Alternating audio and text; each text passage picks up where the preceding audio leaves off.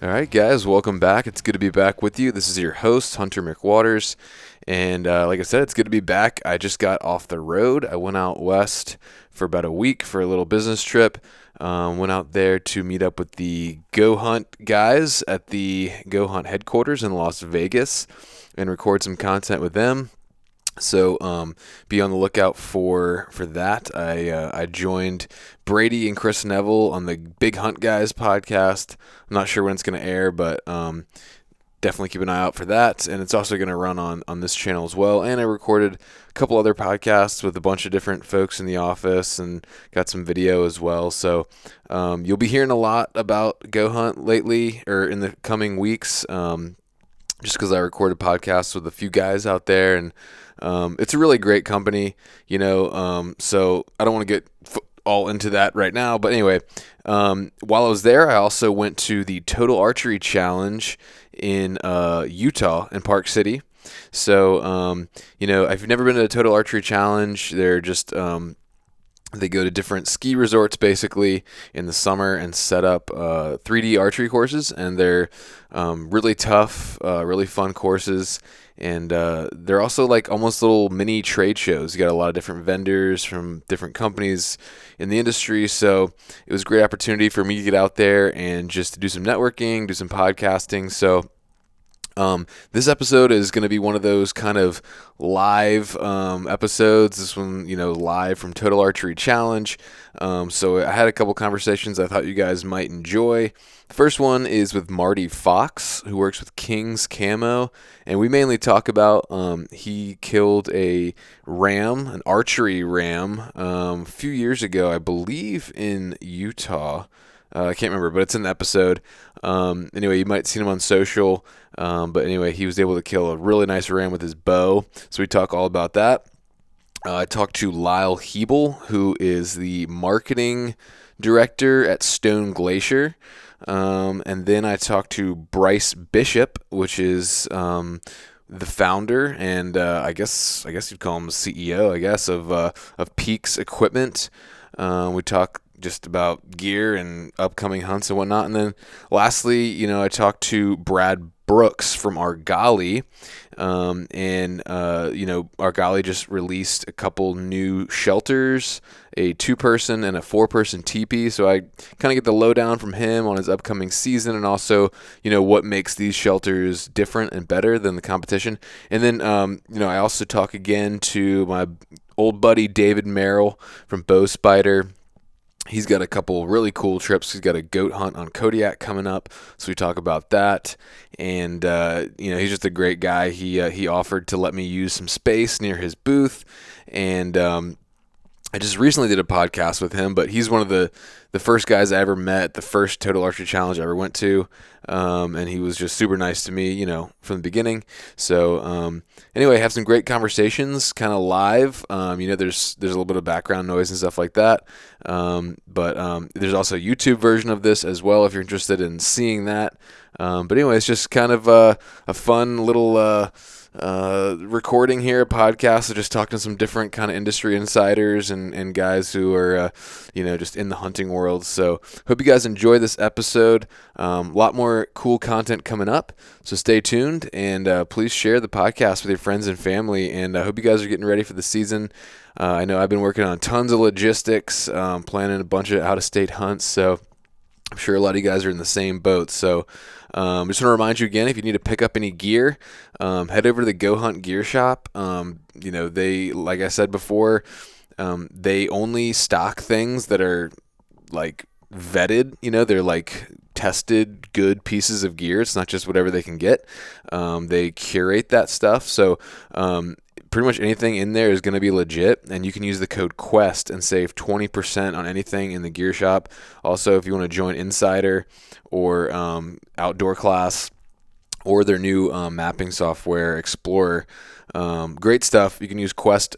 If you want to get some delicious backcountry meals, I recommend checking out Heather's Choice. You can also use code QUEST there. She's got a whole new lineup of different menu options, and actually I believe next week, if not soon, I'm going to be releasing a kind of a live tasting I did with Heather. I got her. It was a really complicated setup, but I got her on the monitor, on Zoom with me, live while I'm tasting some of her new recipes and kind of talking about them. So it's pretty cool. They're very good. And if you if you want to save money there, use the code QUEST. When you use those codes, you're also helping to support the show. So if you need some food or some gear, go to the Go Hunt Gear Shop, go to Heather's Choice. I also have, codes with Archery, so check the show notes. But most of the places you're going to be able to use that code QUEST at Archery. I think it's HQ10. But anyway, enjoy this episode, and we'll see you on the next one.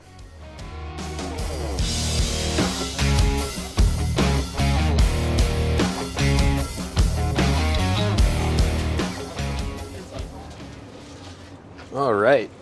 So I'm here with Marty Fox from King's Camo. How you doing, man? Good, man. How about you? Good. So we're at TAC in. Oh wait. Oh wow. Yep. Good thing I looked at it. So yeah, we're at the Total Archery Challenge here in Park City, Utah. Have you been doing the whole circuit of all the TACs? So we shot yesterday. Uh-huh. We shot the black rifle course. How was that? Actually, that's what I'm signed up for.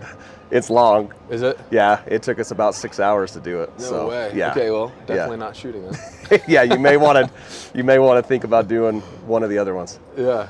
It was fun. There's 25 targets, and most of them ranged 60 to 80 yards. Some good angle shots. It was really a fun shoot. It was just long. I think we hiked close to 7 miles. Is that what it is that makes it long? Yeah. Because 25 targets in 6 hours, that's... Yeah, so you start where the gondola drops you off, uh-huh. and then you trek all the way down. You actually end right here behind the condos. Okay, sweet. So it was fun, but it was just you guys been doing the whole Total Archery Challenge thing all summer, or is this? No. This is the only Total Archery Challenge we do where we set up a booth. Yeah, this is the only one we've done. Hopefully more in the future. Yeah, because King's Camo, like you said, is based in Utah, correct? Yep, we're based out of Linden, Utah. It's about 40 minutes south of Salt Lake City. Okay. So yeah, we're based out here in the West and have a pretty good feel for the West and the hunting out here. Yeah. So yeah, it's good.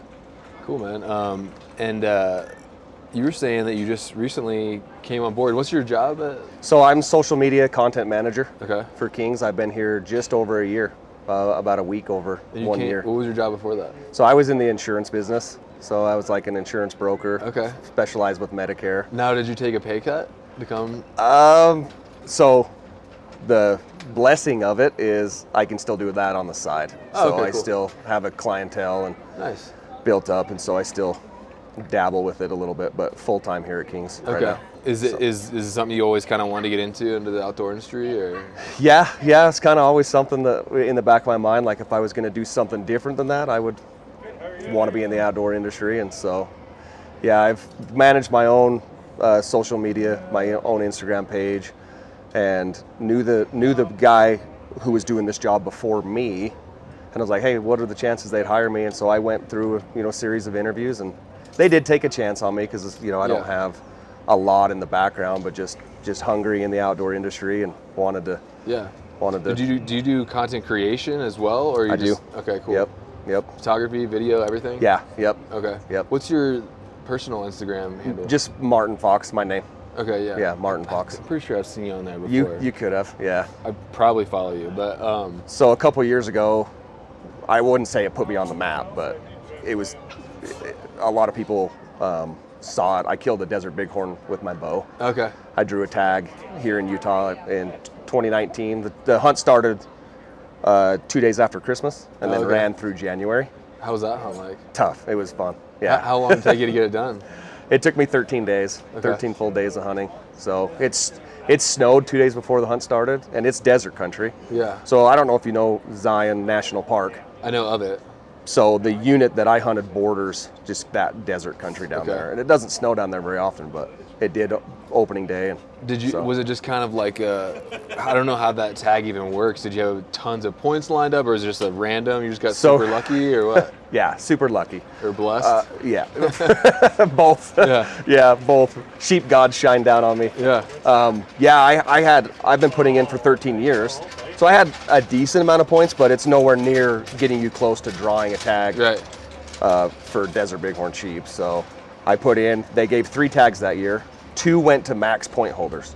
Those guys burned 20 points. Wow. And then 1 of the tags went random. So of everybody from 19 down to 0, I was the lucky. That's awesome, man. That's what I always say to people too, who like get down on opportunities and stuff. Is like, yeah, it's a small chance you're going to draw something crazy like that, but you're definitely not going to draw if you don't put in. For sure. So you got to apply. Yeah, I think so. You got to have your name in the hat. And, I think it's funny. A lot of people will just buy points. Right. And I think that's kind of a mistake. You should at least have your name in the hat, especially states that you have an opportunity to turn the tag back. Like, at least get your options out there to if you get too many tags, you can always turn one back if there's a state that will let you turn it back. Yeah, for sure. So, or, all these guys that, fall into the trap of not even applying until they have racked up like 8 points, and then they get out there and they've never hunted the species before and know what they're doing. For sure. Or whatever it may be, Yeah, I agree 100%. Get out there, get the experience, hunt. So tell me about that hunt. So, did you get a chance to scout it, or are you going in blind? Yeah, I scouted. Okay. I scouted. I didn't ramp up the scouting until about a month before the hunt started. So I went out 2 or 3 times. I found one ram that was just awesome. He was actually broke on one side, but his other side was just heavy, big curl, just an awesome ram. But I never did see him once the hunt started. Okay. In fact, the 2 bigger rams I saw, I never saw once the hunt actually started. I don't know if they moved out. Yeah. It was the first archery only desert bighorn tag there's ever been. Okay, that was my next question. So it was archery only? It was archery only, yeah. Okay. That was the first one they've ever had anywhere in, any state. Didn't matter. That was the first one. So did you do it solo, or? I had family and friends that helped out when they could. Spotters. My dad, he's like my go-to for a hunting partner, hunting buddy. So he goes with me everywhere. Yeah. So I had him down there most of the time, but. Yeah, so once it got close to Christmas, my idea was I was going to scout more than I actually did. Yeah. But you have kids that have dance recitals or whatever, like around Christmas, and then Christmas parties, and it's like wow. But I did get out a couple times, and I actually killed the biggest ram that I saw once the hunt started, which was cool. Yeah. And it was. I missed a ram 5 days in. That must have been disheartening. Dude. The crazy thing is that hunt, I had the highest highs. Like when my ram finally died, when I watched him pile up, it was like, I can't even explain the joy, the exhilaration of it. Yeah. But then missing that ram, it was like the lowest. Oh yeah. I mean, dude, it was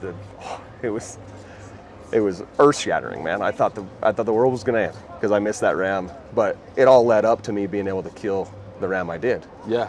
Because what happened is the first ram. It probably made it sweeter when you did. Yeah. We kind of did a push a little bit. There was a ram, and this cliff band, and he couldn't go up the cliff, so he had to go this way. So I had a couple buddies go up on the ridge over here. And they just made a little bit of noise just to try to start that ram move in my direction. Well, he had to go like 900 yards. Mm-hmm. So I was not thinking it was ever going to happen. Like he's not going to come. Well, he did come. There was a rock that slid off the cliff and made like a tunnel. And I didn't know it was a tunnel at the time. So I thought he'd go down and around it, come right to me. But he went through this tunnel and came up and was straight to my left. Ooh. And he jumped up on a rock. I heard his hoofs. And I'm like, what the? I look up and he's 35 yards. Ooh. Well, I thought he was like 45, 48. Yeah. So I just held 40 pin high and I shot way over him. Oh, it was tunnel vision. I blacked out, just the excitement. Oh yeah, for sure. Buck fever, sheep fever. It's unlike anything I've ever experienced and missed. And he just kind of ran off and ran up behind me. I knocked another arrow, but he just kept going. And I was like, oh my gosh. Oh man. I did the first 4 days, I didn't even see a ram. sun up to sundown. Wow. Never even saw a ram. It was tough. It Now, was. did that disappointment, did that motivate you to hunt harder, or was it 100%. hard to get going? Did you almost want to quit, or?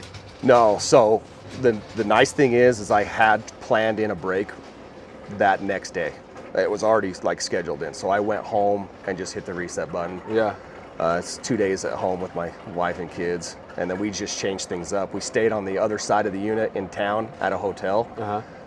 The first stint of the hunt, we bushwhacked it, like stayed in the snow, and it was a nice change. So Yeah. I came back and it was And you're just kind of like day reinvigorated. hunting from there? Yeah, yep, Okay. just day hunted from about 45-minute drive each Okay. way, so it wasn't too bad. Are they pretty active during the midday as well, or are they crepuscular? Or My experience was they'd move about every 2 hours. Okay. So like we watch them bed down, so and it's then not like they'd you had to up. be out there like before the sun rose necessarily. No, Yeah. not with sheep. No, it was like as soon as the sun was up, half hour after the sunrise, that's when you really started glassing, because sheep's all about just being able to see them. Yeah. So if you're glassing early light, you're gonna have a hard time finding them.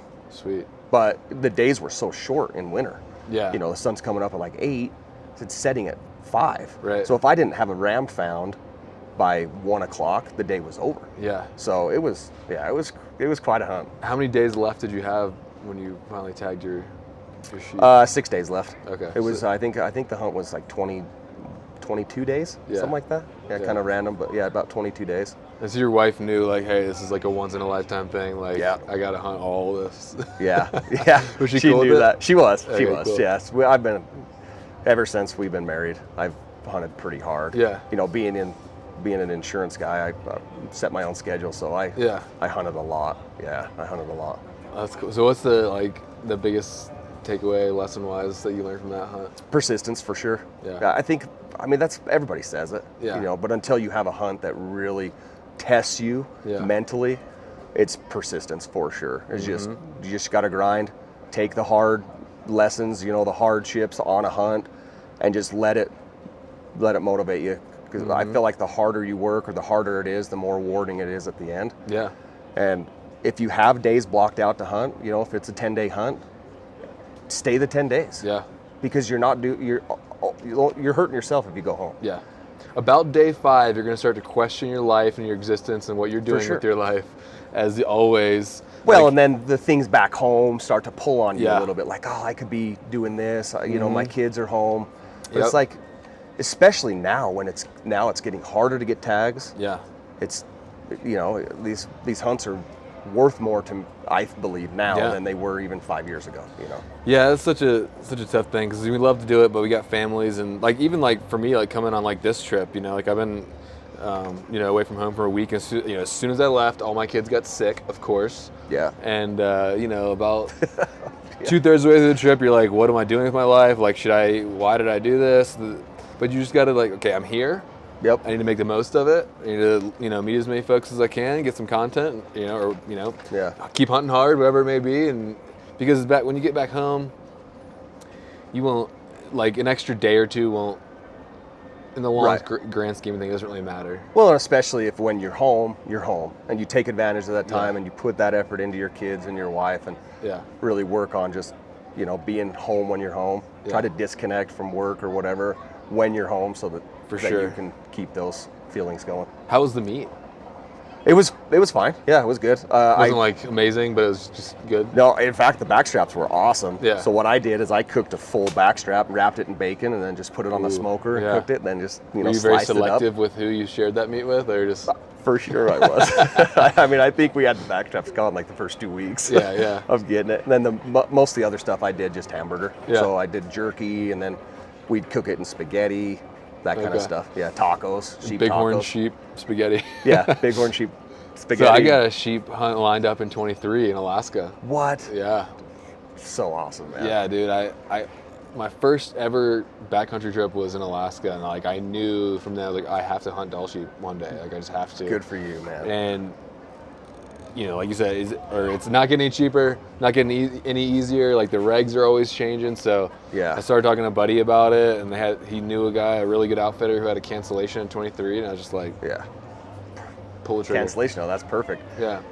Dude, 2023 is coming fast. That's Yeah. all I'm going to. I would, even starting now, man, just soak all of it in. The research, the anticipation of the hunt coming. Yeah. Because it's going to be here, dude. And then before you know it, it's over. And you're never going to get that first sheep hunt back again. You know, it's the first That's one. true, yeah. It's over.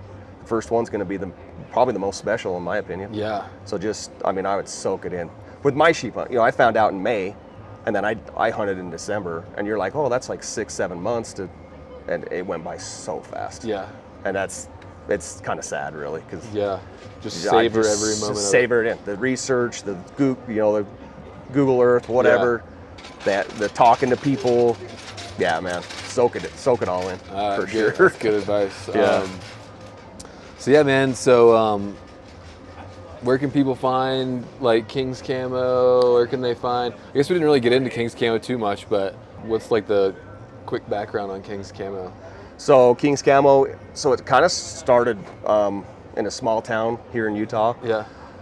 It's changed hands a couple times. I think it was in '96 when it started, and it just progressively just picked up steam over from then till now. Like I said, it's changed hands a couple times, but the new owners, most recent owners, just have a vision and they want to see it. This is a pretty new pattern, isn't it? It is, yeah. So we launched XK7 actually last year, July 1st. Yeah, it looks good. So we've only had it a year. Our other patterns, so we had Mountain Shadow and Desert Shadow. They were more of a stick and leaf pattern, and this is our first abstract, abstract digital pattern. Yeah. So, yeah. That seems to be the way everything's gone, and it seems like a really versatile pattern too. Yeah, the way that they designed it is so XK7.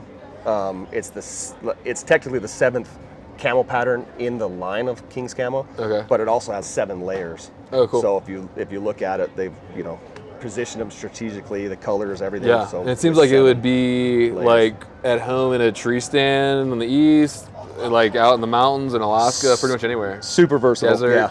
That was kind of the goal, was to find something that would be able to work everywhere. Yeah. So with the tree stands out west, the desert. I had 2 mule deer tags last year, hunted in the desert low country like sagebrush, and then was in the high country for the other one, and it was awesome. Yeah, it looks like you guys have gotten into like the performance materials and stuff too, which is good. Yeah, performance material, just because I feel like, for me personally, clothes that I want it to be functional. Yeah. So I want it to be able to move with me. Yeah. Because day in and day out on a hunt, if you don't have clothing that stretches, Yeah. you're going over logs, you're stepping up, from this past this bush, and that wears on you. Like if you don't have clothes that will stretch and is forgiving and super functional, then it wears on you. So. Cool, man. So where can people go if they want to check out more about Kings or your personal social and all that stuff? So obviously, kingscamo.com. They can go on and all of our product descriptions where they can learn more about the patterns, the different patterns that we have. They can go on there. We have a dealer locator on the website as well. So right now, locations, we have, I want to say, close to 1,000 or more locations across the country and into Canada. So they can go in there and find the closest place to them. King's Camo is our Instagram handle, so they can go on there and we post updates, new products on there quite a bit. Okay. And then just my personal one is Martin Fox. So nice, man. I post some of my adventures on there or whatever. So any other? You think you'll ever get another sheep tag? I can only pray, man. I can only pray. I hope so. Yeah. I hope so. Well, I'm content chasing mule deer with my bow too. So, yeah, dude, mule deer are awesome. Yeah. Yep. I had a high country tag 2 years ago in Colorado. Okay. And, I wouldn't say it changed me like a sheep hunt did. Yeah. But it was close. Being in the high country with velvet mule deer, I mean, it was pretty special. That's a beautiful time up there. Yeah. I mean, I haven't done that hunt yet personally, but just seeing Nate Simmons or Brian Barney, those guys chasing them up there, like in videos and stuff, it looks awesome. Yeah. It's special. You kind of look like Nate Simmons, actually. I've never been told that, but yeah, that's cool. Yeah, cool, he is. Nate's legit, man. Yeah, he is. Super nice guy too. Yeah, he's a goer, man. He's in the spotlight with Western Hunter and whatnot, but I feel like he just he just goes and does his own thing, and I he's know. not like. I tried to give him a podcast. He politely declined. That's Nate, I think. Yeah, That fits his personality. Yep, but super nice guy. I talked to him for a long time at Expo. Really nice guy. Yeah, that's awesome. But, well, cool, man. Thanks for having us on. Yeah, man. Thanks for your time. Yeah, appreciate it. Nice to meet you, dude. All right. So I'm here. Whoa, that's lower than I thought. Yeah, you got a little guy. A little uneven. Right. This is like a power stance right here, right? That's good. Make my guests feel powerful. Right. So I'm here with Lyle Hebel That's right. from Stone Glacier. Yes, sir. So what do you do at Stone Glacier? Yeah, I'm the marketing director. Okay. Yeah, I've been there. I think it's going on my 5th year now. Okay. Yep. And you live In Bozeman, yeah. Okay. Yeah, we're based out of Bozeman. That's where our facility are. We're in the process of opening our new facility and showroom. Okay. Here in August. So. Where's that one going to be? That one's just it's just west of Bozeman, towards Four Corners. Okay. And we're essentially all moved in. We're just having our grand opening party. So yeah. It's just like you got some things that you got to finalize and get shoved around, and then open the door to everybody. Yeah. But the showroom's been open for a few months, and it's been well received in our area. Okay. So yeah, I drove through Bozeman. I made the regrettable decision of driving from Virginia to Idaho for bear season. Yeah, that's a rip. So I was driving through to meet up with Mark Livesey, and I was gonna stop by. I didn't have time, but Bozeman's like a freaking epicenter for the hunting industry. Yeah, we always joke it's like the Silicon Valley, right, of, Yeah. of hunting brands now. But Yeah. there's a good amount of us there, which is great. Yeah, it's a good pool to have. Are you from out there originally, or? Yeah, I was born in Bozeman, wow. but I grew up in Sheridan, Wyoming, primarily Okay. up until college, and then went back to Bozeman for the university, and then got a job at a marketing firm, and ended up being there for 15 years. And then Did you study marketing in school? graphic design primarily, Oh, okay. and then I learned more of the marketing kind of on the job. Gotcha. So I was with that agency for 15 years. I've worked with the Sitka guys for about 9 or 10 of those years Okay. at that agency. And then Jeff Pizzito went out and acquired part of Stone Glacier, and so I went over with him and started running the marketing stuff over there. So who designed the Stone Glacier logo? Because I gotta say, it's one of the coolest logos. Yeah, I believe the story actually is Kurt, our product designer and founder. He's the guy that sketched that out. Yeah, that's a cool logo. Yeah, it's pretty timeless. Like, I love it as a designer. Like, you definitely have to manage it because it's definitely weighted to one side. So you're always kind of finding ways to like make sure that it looks visually correct. But yeah, it's an awesome logo. Yeah, man. And Sheridan, that's a cool town. I was just up there too. I visited when we were up there antelope hunting last year. Really cool town. Yeah, Sheridan, man, it's a great place to grow up. Like a real gem of a community. Like a lot of farming, ranching still. It just still has that small town vibe to it. It's great. It's kind of like there's a little more trees there than like if you're down closer to like Casper. It's more deserty. Yeah, that whole like northern strip of Wyoming's pretty beautiful. But yeah, you definitely get a little bit more of that mountain vibe in a town like Sheridan. Yeah. Cool, man. So, do you got any cool hunt salons up this year? I don't. I'm doing an elk hunt with a buddy of mine that I'm pretty excited about. We've been friends for forever, a long time. He's an outfitter now, so we don't always get to go out together all the time. But I'm doing that hunt. But I'm actually kind of due for like a quiet season. So the last 2 years, I was able to go on a Doll sheep hunt, and then last year I drew a bighorn tag in Montana. Okay. So I've been hunting sheep, and then I shot a really nice aoudad down in Texas too. So. Oh yeah, I saw that film. Yeah, that's where I recognize you from. Yep. Yeah. So I'm kind of due probably for like a slow year. Yeah, so, man. Yeah, keep my wife happy. So where'd you Doll sheep hunt? In the Brooks Range. Okay. Yeah, so north side of the Brooks Range with Matt and Emily Thoft is who we were with. But yeah, great. So great I folks. booked a Doll sheep hunt for 23. Oh, sweet. Yeah. Right on. Where are you headed? I think it's in the Alaska range. Okay. Jeremy Rusink Yeah, from yeah, Rogue. yeah. We know Jeremy. You know Jeremy? Yeah, he's a good buddy of ours. Yeah, I was talking to Ryan Bassham and like just putting feelers out. And Jeremy had a cancellation for 23. Okay. And I was like, sweet. Sign me up. Yeah, that's great. Yeah. Have you sheep hunted before? No. No. Yeah. It's What's it like? It's awesome. It's different. Yeah. My doll hunt. I shot my ram on the second day, so I probably didn't get like the full grinded out experience. Hey, dude, I would still rather have that than coming home with tag suit. Yeah, in fact, it's kind of nice. Kind of takes the pressures off. It was. We actually ended up spending like just 5 days hanging out in camp, fishing and helping out, and it was really fun. That'd be sweet. Yeah, it was a really nice ram, so it was kind of like don't Tell want me to the pass story. this guy up, right? Well, it's kind of a wild story. So I am a life member of the Montana Wild Sheep Foundation, and every year they do a life member hunt giveaway where you you could win a Doll sheep hunt if you're a life member. And I was at the banquet, I believe it was in Billings, Montana, and they drew it, and they drew the name of a buddy of mine, a close buddy, and he was super excited, and I was happy for him, and it was like the end of August, end of July. He calls me and he says, "Hey, do you want to go sheep hunting in August?" And I was thinking he was just inviting me to go along and like help out.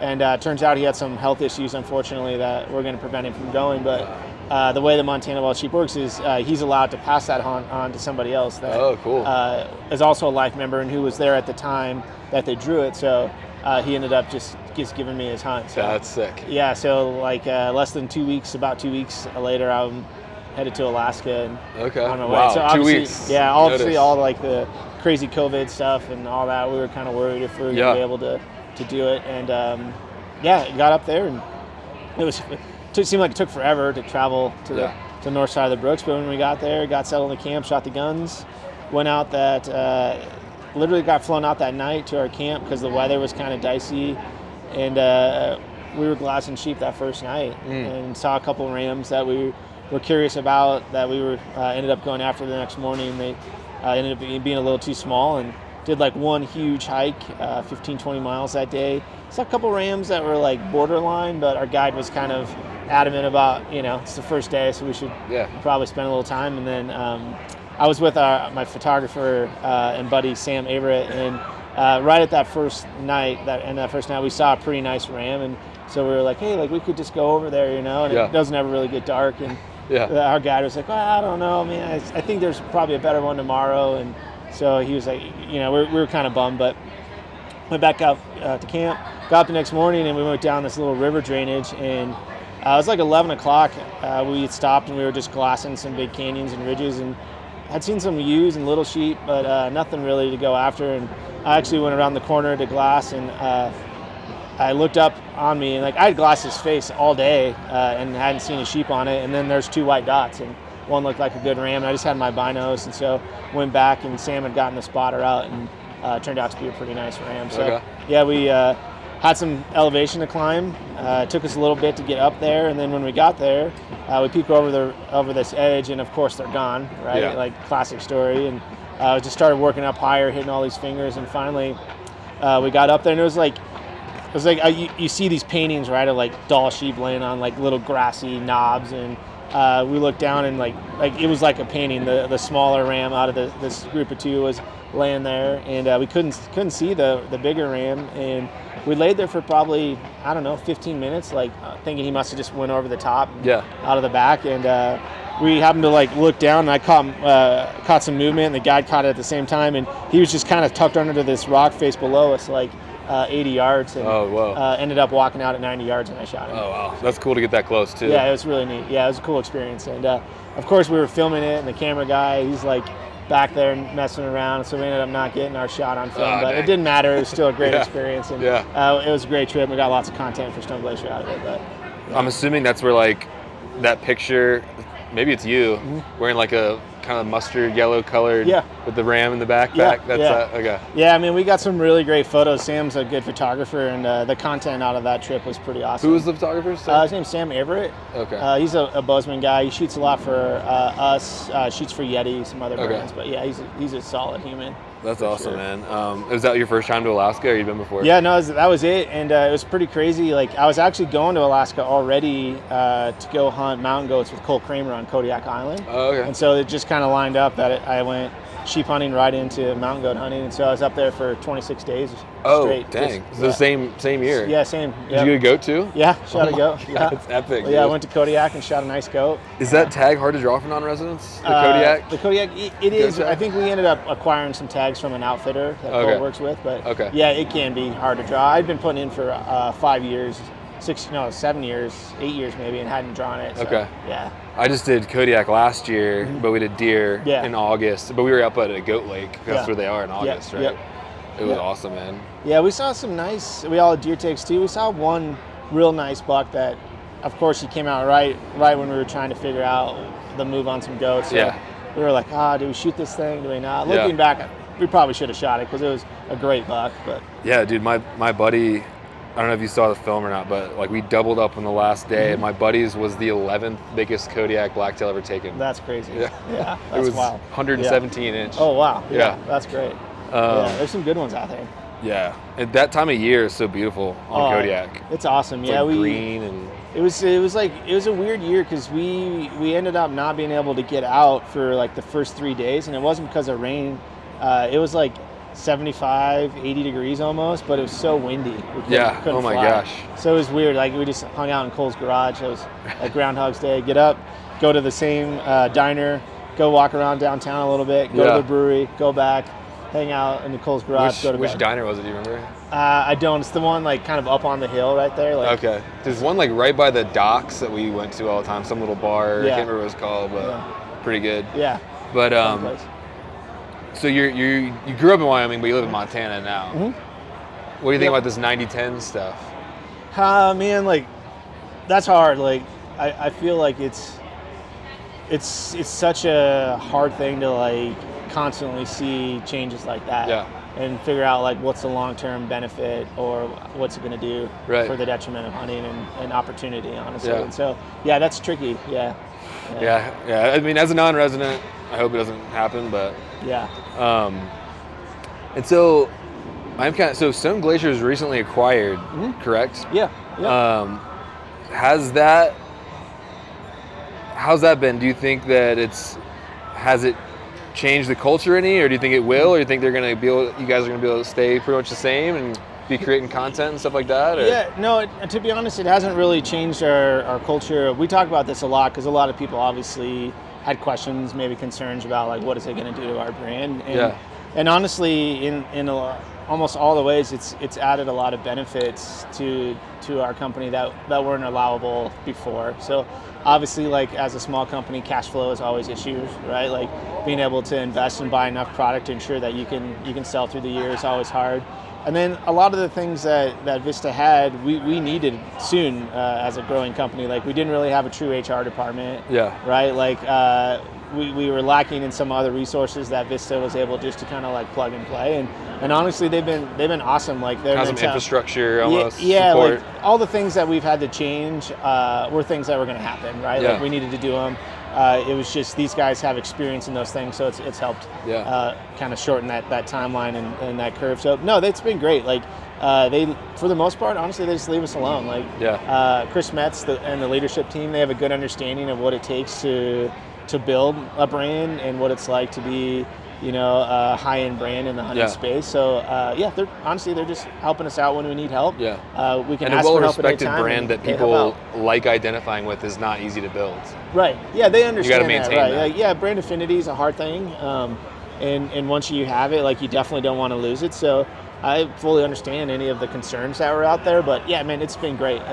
And honestly, they have some more U.S. manufacturing opportunities, things that we might be able to get into. But no plans to move any product from where it's currently being manufactured. If anything, probably expanding, hopefully, some more of our U.S.-based products. Nice. Yeah. So I'm curious from a marketing standpoint, the in-house content creation, like the films. Yeah.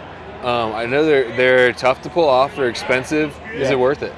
Yeah, it is. And, we still work with outside content creators, but we have Zach Bowden full-time in-house. And the thing that it allows us to do is allows us to move really quickly. So when we have an idea, if we want to make something and something happens, like we can just execute on it. Yeah. There's no having to go out and vet the right group or individual to make those projects. But it's a balance for us. Like I would say like 70% of it's in-house and the other stuff. I mean, it's still just a small team. It's myself, Zach, and then we just hired a guy, David, last week. Monday was his first day.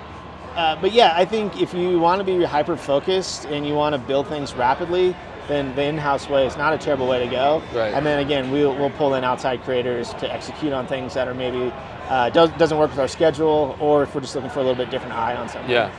I mean, do you think that long-form hunting film content is something that's going to be relevant for a long time and still is and all that? Yeah, so we look at our content creation in kind of like two buckets. So we have product education and then we have like the stoke or entertainment. And I always lean slightly more towards the product education because the way I look at it is like I'd rather have our customer know everything about a product and be excited about his purchase and know that it's going to do what it needs to do in the field than necessarily watch a video and be like, oh, that was really exciting, right? But it is that balance, and so yeah, we still make a lot of longer format films because it does add value to your brand long term. Like Sure. People do watch it, they do associate with it. It is entertaining, but I think you have to have that balance of product education versus entertainment. But yeah, I think it definitely has a place long term. Yeah. For sure. Yeah. Good. I was hoping you'd say that. Yeah. 'Cause that's No, what it's I done. do. We're done. Yeah. This interview's over. Yeah. Well, that's cool, man. Trying to think if there's anything else. Anything else? Oh, any cool like products coming out recently, like coming up for Stone Glacier? Yeah, so our brand's a little bit different in that we launched the majority of our new products in January. So like right now you can go on our website and you'll see like we have a bunch of synthetic base layers. Probably one cool product though, one of my favorites is we launched a new Terminus 7000 pack. Yeah, that thing's cool. Yeah, that's really geared more towards the alpine hunter, so the sheep hunter, the goat hunter, the mule deer hunter that's going to bone out all of his meat and then pack that back out. So that product's really cool. Our founder, Kurt, is a longtime sheep hunter, lived in Alaska for a lot of years, hunts the Unlimiteds in Montana every year. Yeah. And so he was really trying to design something that would be that 7,000 cubic inch range and come in at under 4 pounds. And so I believe that bag is just shy of 4 pounds at 7,000 awesome. cubic inches. But yeah, that's cool. With that said, we are going to be releasing a couple new products throughout the year. We're going to have some gloves that will be coming out in October, which we're excited about. So a full line of gloves. Yeah. If everything continues and we get the manufacturing in time, we should see those hopefully in October. That's a challenge right now. Yeah, I know. Yeah, it's been tricky. Yeah, man, I picked up a Sky Guide 7900. Yeah. Because I got a 10-day hunt with Luke Duesenberry in Idaho. Sweet.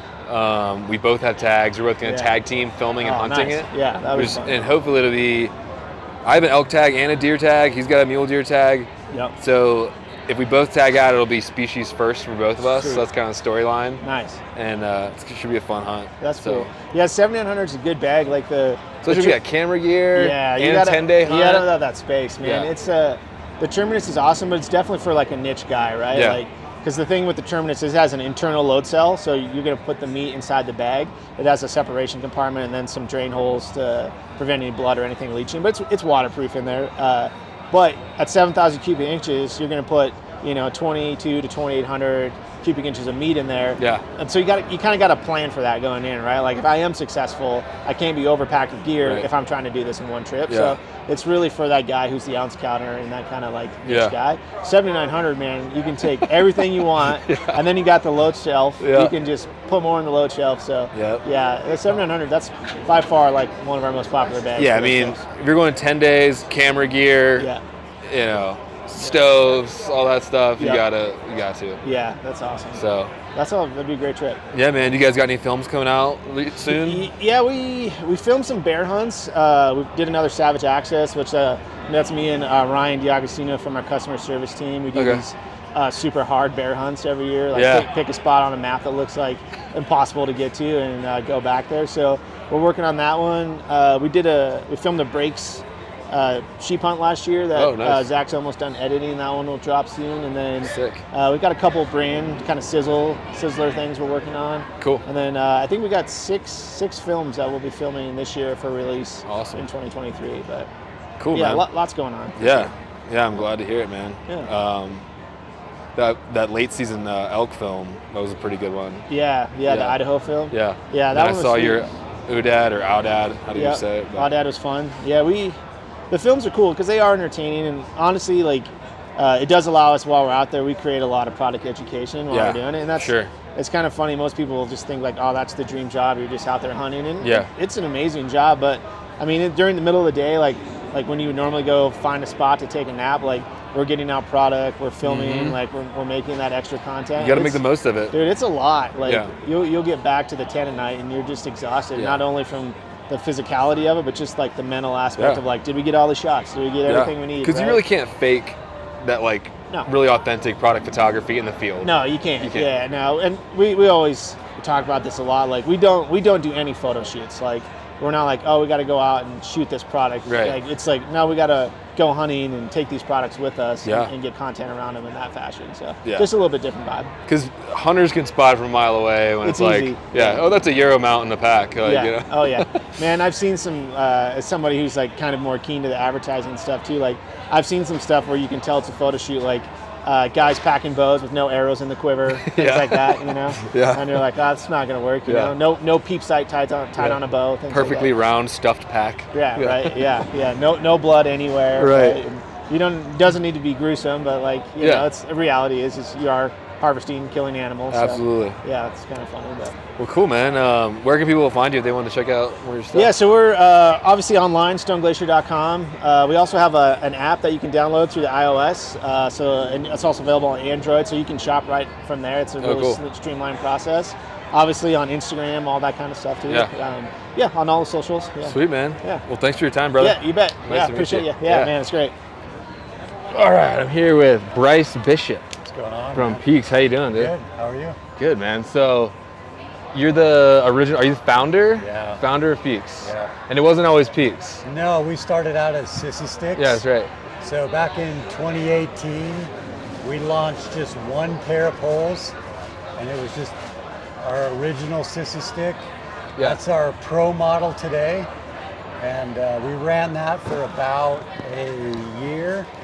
And then as we kind of were just thinking about, you know, what do we want to become as a brand and things like that, and we just decided that we needed to kind of rebrand ourselves so that we could bring more products to market and Right. So you weren't locked down to just like the that Sissy Sticks trekking name, poles. right? Yeah. So we rebranded as Peaks in 2019, the summer of 2019, actually 2020. Yeah. And then the last 2 years have been running as Peaks. Yeah. We introduced our gaiters at that point, our headlamp, a couple more models of trekking pole, and then we've got like our TP tent coming out soon. So Yeah. When's that coming out? we're hoping like by the fall of this year. Okay. We're still making Materials some, are an issue, probably? No, it's really not materials. It's really design at this point. Yeah. To make sure it's right. Yeah, we're just trying to tweak all the little things to make sure it's right. Yeah. Yeah, before- Yeah, you definitely don't want to release something before it's ready. That's for sure. Yeah, you bet. Yeah. So, what was it that, like? Why start a trekking pole company? Like, what You know, started that? my brother and I were out in a backcountry hunt, and I had bought some cheap Walmart quality trekking poles. Ozark Trail. Yep. I don't know what brand they were. I think that's like some of their camping stuff is like Ozark Trail. Yeah. And we had shot a bull, we were packing out, and we were just coming down a little hill, and I bent them right in half. Yeah. And so that just began the process of thinking about what does a hunter need in a trekking pole, Right. and how could we do it differently. And then I just started kind of prototyping and trying Yeah. to figure it out. Okay. That's cool because, I mean, most of, or maybe all of the like high-end quality trekking poles are non-hunting companies. Right. So it's cool to be able to get a quality product and support a hunting company. Yeah, and we just really looked at, there were two types of trekking poles, right? Carbon fiber Yeah. and aluminum. Carbon fibers had weakness down, you know, the bottom section would get nicked, they'd crack, they'd snap in half. Aluminums were a little heavier. Yeah. So we just went with like a hybrid design where the upper sections are carbon fiber, Yeah. the lower section is aluminum. So you get the best of both worlds. You get the lightweight and rigidity of the carbon, Yeah. and the strength and durability of the aluminum. Cool. And so yeah, you guys have been able to, in a really short amount of time, build a really solid team Yeah, from your content creation and marketing yeah. and some of the guys that use your products, but even down to like the behind the scenes stuff. Yeah, I was really fortunate. Got connected with some really good people early on, Yeah. and then just tried to keep building a team around those people. Yeah. And one introduction led to another introduction, and eventually we just had a really solid team of guys that had industry experience, had influence in the industry, Yeah. had manufacturing experience, operations experience. So it just we just rounded it out with a quality group of guys. It was a great thing. What does it say? Like you're the sum of the 5 people you hang out with most? Yeah. I'm sure that translates into business. Yeah. Oh, and I always say, don't be afraid to be the dumbest guy in the room, right? Yeah. When you can get guys that are really knowledgeable in each certain area to help you, it just exponentially grows faster and faster and faster. For sure. You just pick up more momentum. Yeah. And so what did you do before you were in the hunting space? I was in financial services, actually. Okay. Yeah, I actually had another partnership before Peaks. We did real estate asset management for hedge funds, mortgage default servicers, insurance companies. Wow. And so I learned a lot about the operational side of business and finance side of business, which was great bringing that into Peaks when we started Peaks. But then I needed more of the marketing side, the product development side. You know, I did all the product development early on, but as we've kind of expanded our product line and are looking at new products, I just needed to go out and find a true designer. Yeah. And it's worked out. And even just the process of bringing a product to market is like huge. Yeah. It's so much stuff. People underestimate like how long it really takes. Yeah. You can go out and you can source product and put your logo on it. Yeah. And just sell an average, mediocre product. Right. Or you can go through the development process, but you better be ready for about at least 2 years, sometimes 3 years. It's a lot more expensive, but in the end, you're actually producing a product that people want. Right. And meets their specific needs instead of just something you could buy anywhere else in the market. So what were some of the challenges that you kind of met with early on when you were just starting Sissy Sticks? You know, I think that before we figured out the hybrid carbon fiber and aluminum,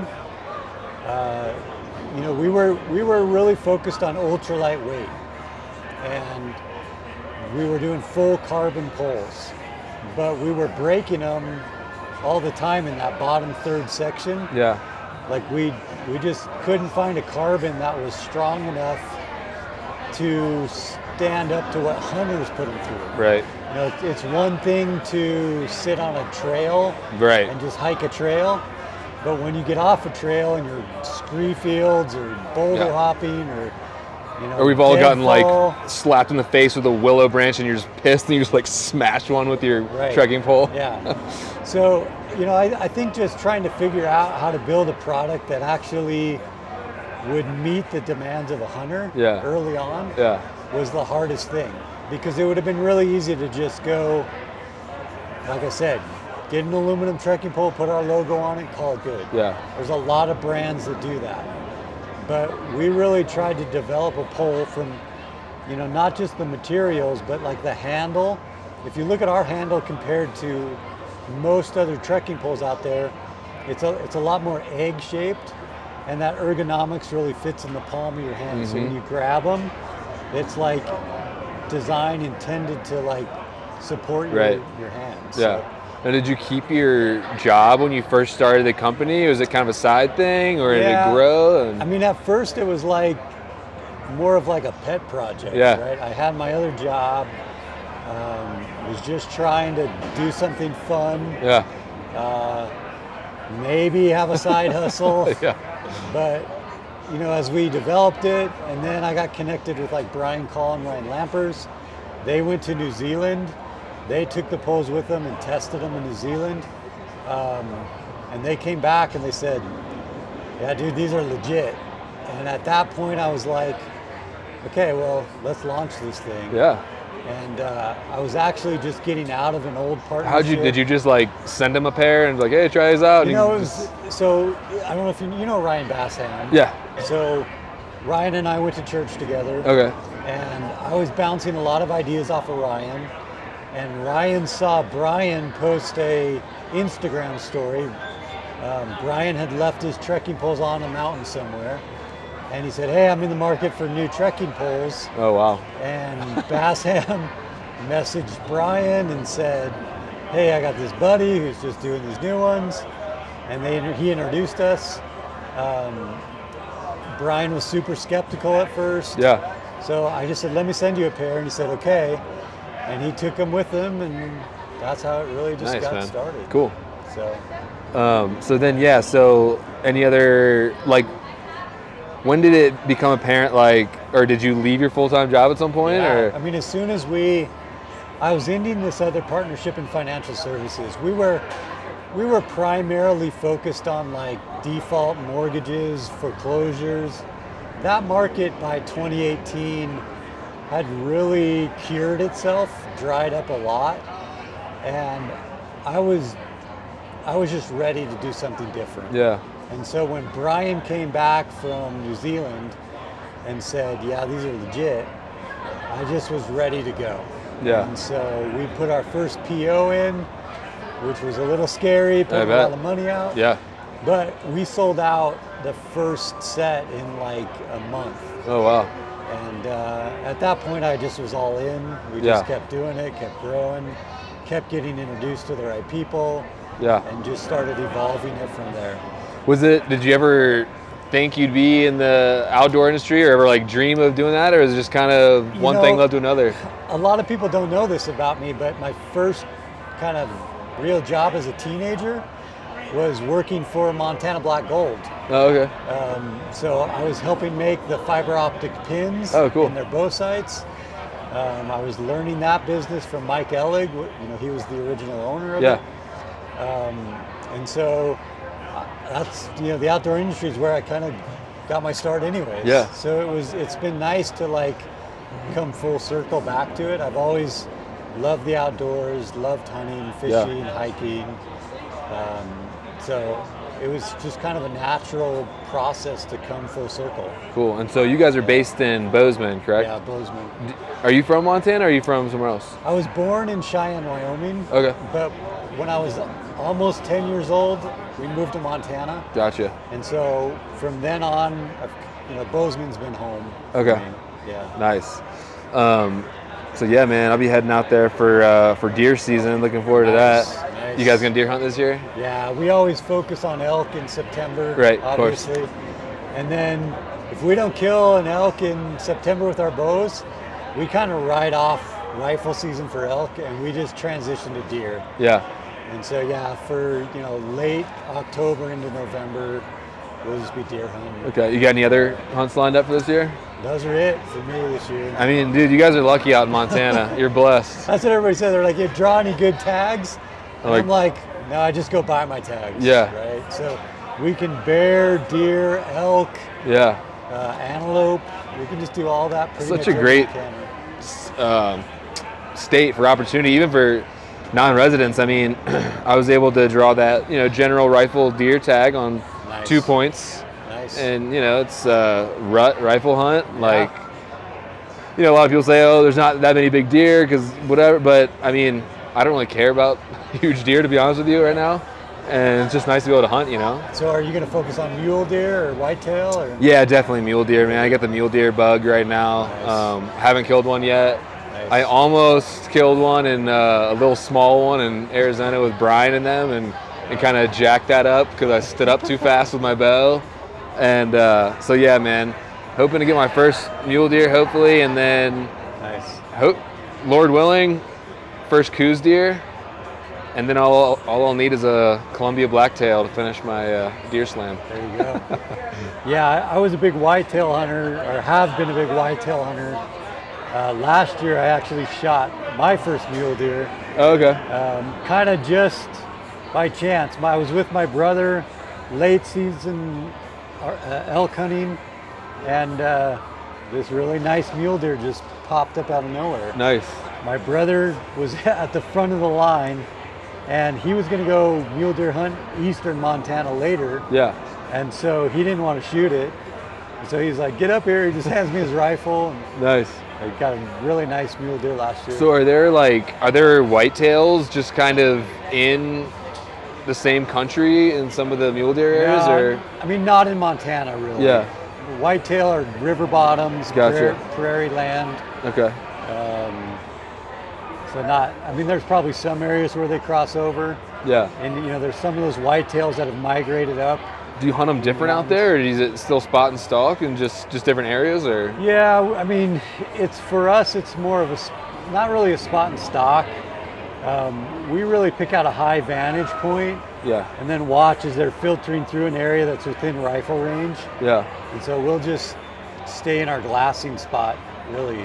Cool. And just watch them as they filter in and out.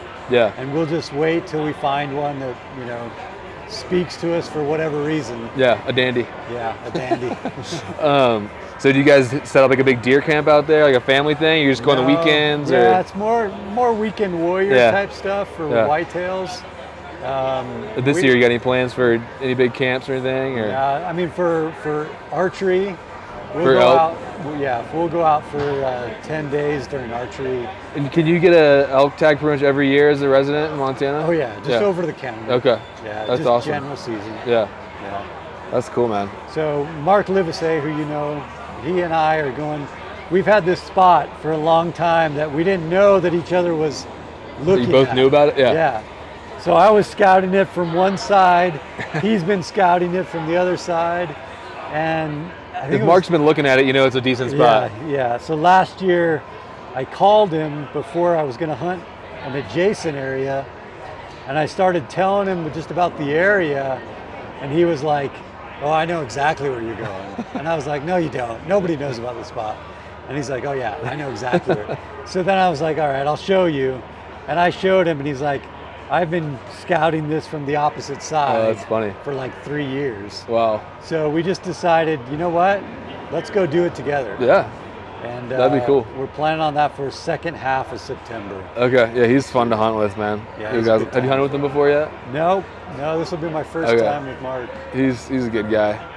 And dude, I mean, he may not look it at first glance, but dude can move through some rugged country. Oh, I've done a lot of hiking with Mark. Okay. And he's a machine. Yeah.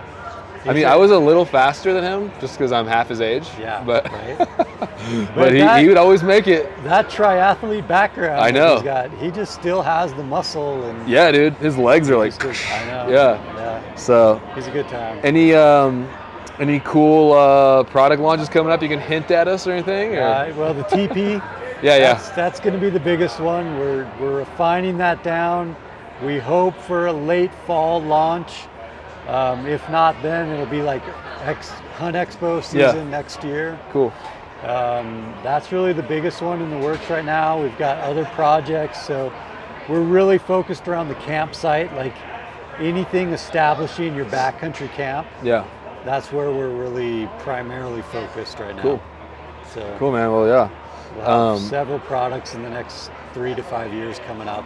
Nice. Around that. Well, I've been running the Gators and just started using the headlamp this year, so good. I loved everything I've used, and looking forward to checking out the TP and everything else you guys got coming down the line. Yeah, we're working Actually, hard. I use the trekking poles too. Yeah, because I brought my own. I didn't have any peaks, but Lampers gave me a set to try out. So. Oh, good. Yeah. Yeah. Yeah, man.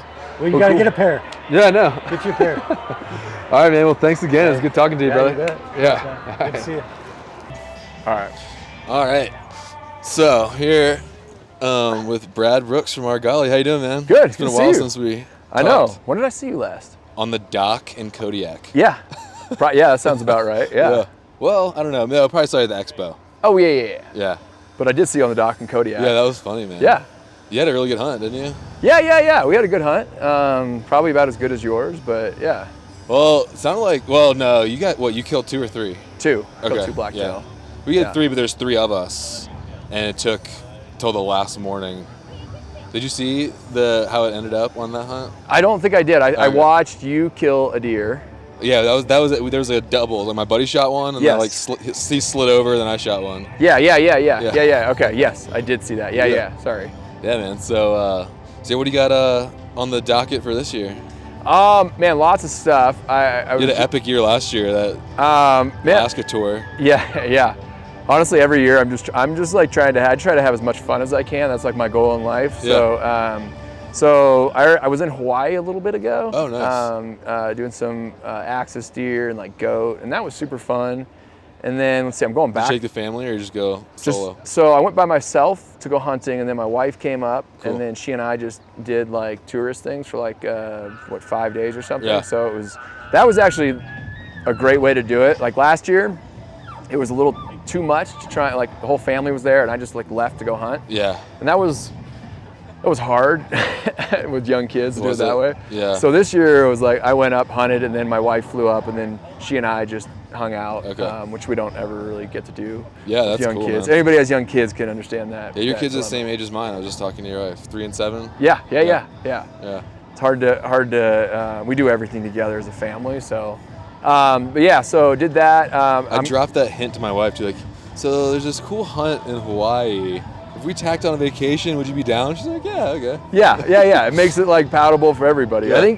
I think I do a lot of traveling, but I think going to Hawaii without my wife is like. would be Yeah, how can you really do hard. that? Yeah. So, but anyways, I'm going back to Alaska this year. Okay. So I've just like, if I can go back to Alaska every year, I will. Yes. So going back to hunt blacktail in Nice. trying a new spot in Aleutian Chain. Okay. Not allowed to talk about exactly where just yet because that's a part of the content series we're Sure. doing here. Yeah. But A different island. different island. And then let's see, I'm gonna be hunting elk and pronghorn in Wyoming. Cool. I've got some Idaho hunts, like several Idaho hunts. I'm gonna hunt whitetails in Oklahoma, which I've never done whitetail. Never. I've hunted whitetail a couple times, but never like it's always like a day Yeah. or like a day and a quarter or something. You know, it'd be like, oh, I'll hunt this evening and then in the morning. Mm-hmm. But I've never gone like on a trip where I'm gonna hunt like multiple days, like more than that for a whitetail. So this is the first Yeah. year where I'm gonna actually try and shoot a nice whitetail. Okay. And then after that, I'm gonna go to Mexico. Oh, nice. To hunt Coues deer. So When are you doing that? let's see, the very end of January. So are you doing archery for everything? No, the Mexico will be. I'll bring a rifle for that Okay. hunt. Yeah, Dude, Coues with a bow is so hard. it's very hard. I mean, I've done it enough time. Yeah. I'll do this year will be mostly bow hunting, but it'll be a mix of bow and rifle Yeah. for me this year. When's your antelope hunt? Is that gonna be in September or? The season is like last half September and all of October, but I'm gonna go like 1st of October. Okay. And that one is gonna be like a family. We're gonna take the whole family over. We're gonna camp. Antelope hunting's pretty. It's so fun. Yeah. It's fun because it's a little bit more relaxed. It's Yeah. not. It's like so. My oldest daughter and I we'll be camping, and then she and I will go out and hunt during the day. Did you cash in some points for that one or Yeah. a lot? Or? I had 4 points. Okay, so that'll be a good one. Yeah. Pretty good one. It will, and like honestly, like the point creep in Wyoming, like it could be another like 7-8 years before I draw a Wyoming Yeah. tech. Who knows? Which point creep's like getting real bad in Wyoming, so Yeah. I'm gonna try and enjoy it. So I did antelope last year, and then I was gonna just like film for somebody or something in September. I was like, nah, dude, I want to go hunting. So Yeah. I'm just going to a 0.100% draw antelope unit, and I'm gonna get it done. Yeah, no, that's the interesting thing is like if you really want to like work for it, like some of those units, like you can absolutely get opportunities. It's in a really good area, and it's a big unit. It's Yeah. just pretty limited public, but I'm That's just gonna the get thing. there a day early, scout it, and then when I find a spot, I'm literally gonna camp there. 'Cause, most guys roll out at Yep. 9:30. Yep. So I'm just gonna be there like first light on opening day, and I think that's smart. For antelope hunting, like most people don't want to get out of the vehicle, yeah. and If you're willing to so walk like a mile, literally a mile, like that's that's a lot. You Yeah. know, like literally if you're willing to walk to the top of the ridge, Yeah. and get out of the vehicle, most guys love. I think a lot of people like that, like pronghorn hunting, especially because it is pretty casual and it's kind of fun, you know, Yeah. because you don't have to like. It's a little bit more relaxed than going out deer elk hunting it is. typically. Yeah, it's just fun. And So- so I'm actually doing the Mexico thing too. We're like, Oh, sweet! Yeah, Awesome. We're like in lockstep. Are you going in here. the same time? It's like gonna be like mid-January. Okay. We're going to one of Jay Scott's places. Yeah. I'm doing the same. nice. Yeah, same deal. That's hilarious, I dude. What if we see each other at the airport again? We might. Yeah. At the border. We might. If you see me getting like handcuffed at the border, like please help. Yeah. Same goes here. Yeah. That's gonna be fun, man. Who you going down there with? My older brother and then Kirchner, Josh Kirchner. Okay, cool. Yeah. Nice, man. Yeah. I did a podcast with Jay. I was like, man, that sounds really cool. I was like, I just like booked it.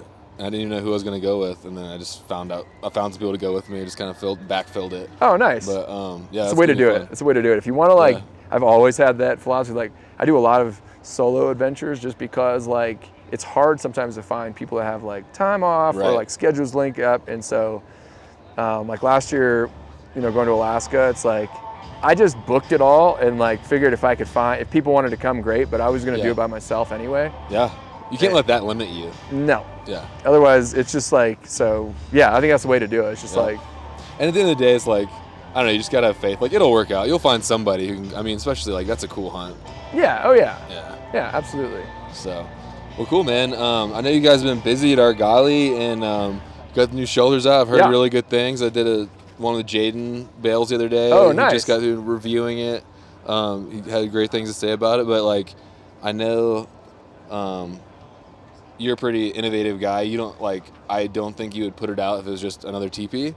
So like, what's kind of different about it? Like, what kind of made you want to get into the shelters? No, that's a fair question. And yeah, so there's a couple things. You know me well enough at this point to know that like I'm pretty meticulous and particular about like the things I like. And I think there's one thing that's true about everything we make is I'm trying to make things for myself. I'm like, this is the thing that I would like to have. Yeah. And hopefully there are other people who feel the same way that I do. So there's a couple things with shelters. One is just like the geometry, the sizing, the ease of pitching. There's a lot of tents in the world out there. Yeah. But I feel like when it comes to like ease of setting up tents, like I wanted to create a system that was just like super fast and versatile, and especially for pitching in like uneven terrain. Yeah. So I feel like, in the West, I spent a lot of time sleeping in mule deer beds, archery mule deer hunting, and I usually will just take a tarp with me because, especially in the early season, it's just easier to deal with a tarp than trying to pitch a tent in awkward terrain. So I wanted to create like a system that was like versatile in terms of the way it set up, the way it pitched. It also had like fabric that was different than what was available in the market today. So most tents are made out of like nylon or polyester. Right. And then there's like Dyneema composite fabric, which is a whole different fabric world, right? So Dyneema is great, but it's like 3 times more expensive than anything else. Great stuff, super light, but so expensive that there's only so many people that are interested in paying that much money for a tent. Yeah. Polyester is what we use in our tents. We use a ripstop polyester fabric. Okay. One of the problems with nylon is a great fabric for lots of things. The downside to nylon is it stretches when it gets wet, and the stretch on backpacking style tents can be really annoying. Yeah, those little puddles and stuff. You get puddles, and it's just like the walls will like collapse in on you, right? So like you're in a tent. If there's any condensation, you like get up and you're like soaking wet. Soaking wet because the walls on your head and your feet have collapsed in, and now your bag is soaking wet on both ends. And it's a small thing, but it's really annoying when you spend a lot of nights in a tent. Yeah. And in the fall, pretty much anywhere you're hunting, like you're gonna at least have condensation overnight. But if you have any snow or any rain, like especially in a single wall shelter. Especially, you're right, absolutely. Yeah. Single wall shelter, especially. So if you're floorless camping, so I had, I've done some research. I'm like, the interesting thing about polyester is that it's naturally hydrophobic, which means that the very chemical nature of the fabric, it can't absorb water. Yeah. Nylon naturally absorbs water, and that's why it sags. So it absorbs water and it sags. That's what causes it to sag. But polyester, I had always been told, was like an inferior fabric, that it just like, it was really, like the durability was crummy, and it was just inferior to nylon, especially in the lightweight fabric world. So I was like, because it doesn't sag, like I'm really interested to learn a little bit more to see if that's actually true. So like I started doing my own like fabric research, talking with fabric mills, trying to figure out if we could make a like a fabric that didn't sag, that also had some of the same durability as nylon. And what I learned in that like journey, right in the middle of global shortages of everything, probably. I know, yeah. Don't even get me started on like the material shortage issues. But what I learned in that journey was that like the polyester of 20, 30, 40 years ago is not the polyester of today. Like the technology for polyester fabrics has increased, exponentially. And so all of the, downsides that I had heard about for polyester just weren't true with some of the companies we were talking to. I looked at tear strength data. I looked at, puncture data, like how easy is it to puncture? And you do all that. We did all this like independent research, and it's like, actually, the strength of poly is like on par with nylon if you get a really high quality poly fabric and you have a really good fabric mill who's using like a high tenacity yarn. Yeah. And so for me, How it come was. you think nobody had figured that out yet? I don't think it is that nobody has figured it out yet. There are some companies that are starting to switch to poly. Oh, okay. There's a company called, there's some other companies like Tarp Tent, which is a long-standing. Yeah. They're starting to switch some of their flagship tents over to poly.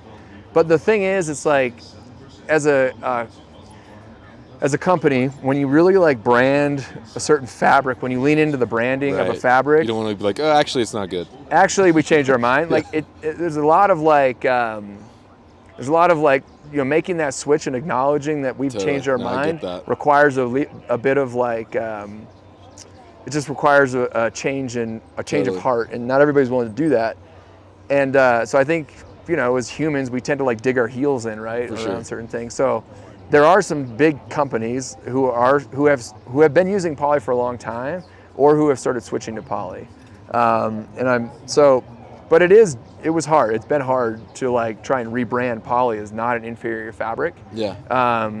And what I've told people is like the data speaks for itself, and I think the product speaks for itself. Like go test it out for yourself, or like you don't have to take our word for it. Like, so we're trying to be really transparent and honest with the customer in terms of like, here is the data that we found. Like here's the data on poly versus nylon, like independent research. Like don't take our word for it. Like do your own homework, right? Yeah. So anyway, so that was like the fabric story itself for me was really significant of like, can we create a product with a fabric that doesn't have some of the same stretch issues that nylon has, but also has some of the same durability? So that was part of it. So that was a big part of it for me, is like wanting to get rid of that, the stretch. The other thing is our arc stove jack system. So I like, as a backpack hunter, like if I'm gonna bring a stove with me, like I want a stove jack, but I don't always bring a stove with me. Right. And so they add a lot of weight. The stove jack does, and I didn't want to have to make a tent with a sewn-in stove jack. So for our backpacking tents, we have an arc removable stove jack system, which is like, it's a zip in, zip out stove jack. So you can zip out the stove jack if you're not going to take a stove with you and save that weight and bulk. Nice. So anyways, and then because I have one shelter with the stove jack and one without. Yeah. For that reason, but you don't have to do that if you can just. Yeah. And you and I are probably in like, if you live in the world that we live in, like you probably have a lot of tents and a lot of gear. Yeah. Not everybody, like I think for most people, and I understand this, like you don't want to have to buy two tents in the same tent. Yeah. If you're trying to cut weight, like one with a stove jack and one without. Right. Exactly. So to me, it's like, it's a way for, the customer and a consumer out there to just buy one shelter, and you can sort of have that dual purpose. And then I'll say the last thing I'll say, and then I'll stop talking about this, is the line lock adjusters on the bottom of all our tents just create, like, it's easy to pitch, it's easy to set up. It literally, if you're running a floorless shelter, one of our shelters in floorless mode, it shouldn't take you more than like 2 minutes to set up the tent, max. Okay. So it's quick and easy to set up, and they set up the exact same way. It's like you set up a rectangle, pull in the middle, and set up your other guy out points. So it's just fast, simple, and like, there's no futzing around with the pitch to try and get it right. Nice. So now it's in the 4-person. Yep. Is this new? The 2-person? No, we launched the 2 and the 4 at the same time. Okay. Yep. And then does that one? Can you get it with a carbon pole or use trekking poles? Yep. That's trekking pole pitchable. So it has like a 52 to 54 inch height. So as long as your trekking pole can reach that high, you can pitch that one. Does this one have a stove jack as well? Yep, so it has they both have the... Oh, okay, and then that doubles as a air vent for condensation. It does, yeah, so... Because that's like, this was the first year, actually this spring was the first time I like went to floorless. I was kind of hesitant at first, but I was actually really surprised at how well it kept me dry.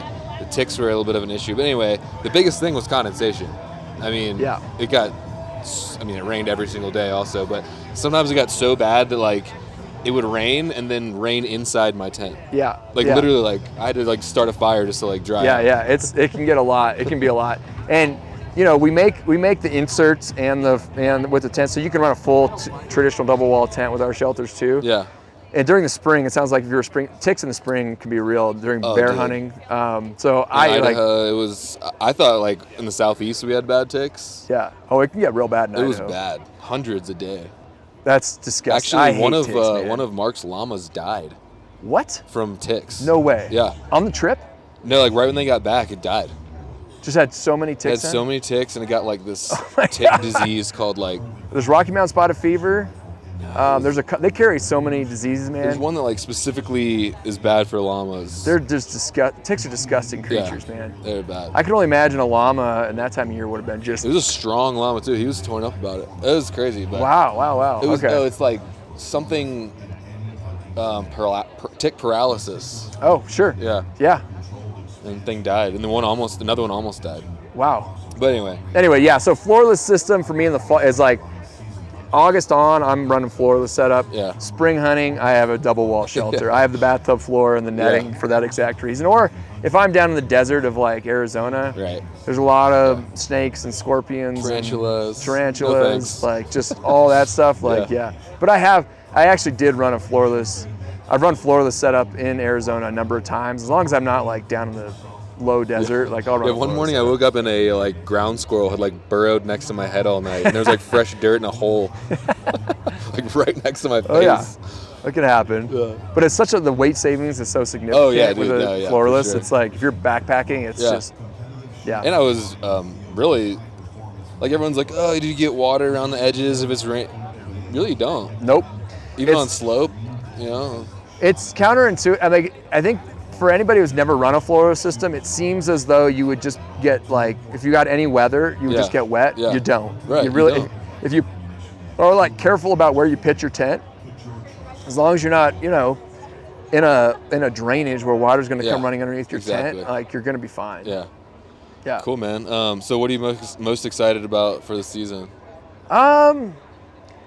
Or all of it? Man, I'll tell you what. I am excited about. I'm always excited to go hunting. I like new things, new challenges. So I'm probably well, no, that's not true. I mean, I do love that, but I'm probably most excited for mule deer this year.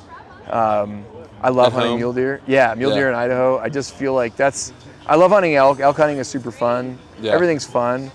But You're a deer junkie. I am a deer junkie, man. So like, that's probably the thing that I'm like looking forward to the most is like trying to find a big buck. Yeah. And that's like the one hunt a year I have to where we're not filming. Okay. So it's just like a little more relaxed. Yeah. And I don't have to worry about it. I can just like do my thing. There's no worrying about the getting That was the my next shots. question. So you're gonna film all the other stuff though? Pretty much everything will be Yeah. filmed except for like one mule deer hunt in Idaho. That's just like me and a couple buddies and like Cool, man. Yeah, I'm gonna be. I got a mule deer tag in your home state. Oh, this you year. do? Yeah. Oh, awesome. Yeah, I got a mule deer, and I got an elk tag too. It's a concurrent season, same unit. Oh, sweet. Yeah. Okay, awesome. Going out We're there. the lucky ones that got a tag. Yeah, I was 13,000 in line, but Still I think got the it. place I'm going, not as many people want to go to. Oh, sweet. Sweet. Cool. That's So, nice. yeah, me and Buddy are gonna go out there, and so yeah, looking forward to that, man. Cool. Last week of October. Perfect. That's like the best time for the general season to go too. Yeah, So. yeah, as late as you can. Yes. Yep. Nice. Cool, man. Yeah, well, hopefully maybe we'll run into each other at the border or something. I hope so. Yeah. That seems to be our pattern. Yeah.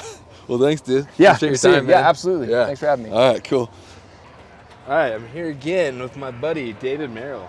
What's up, dude? Good to It's see you like again, coming Hunter. full circle because you guys are one of the first like people who I talked to at the first TAC I ever went to in Pennsylvania last year. Yeah, you just walked up and said, "Hey, I'm doing podcasts." I'm like, "Me too." I said, "Yeah, I'll hop on here and tell you what I think." I don't know who's going to listen to me, but because I'm just nobody. But Me too. So we're in good company. yeah.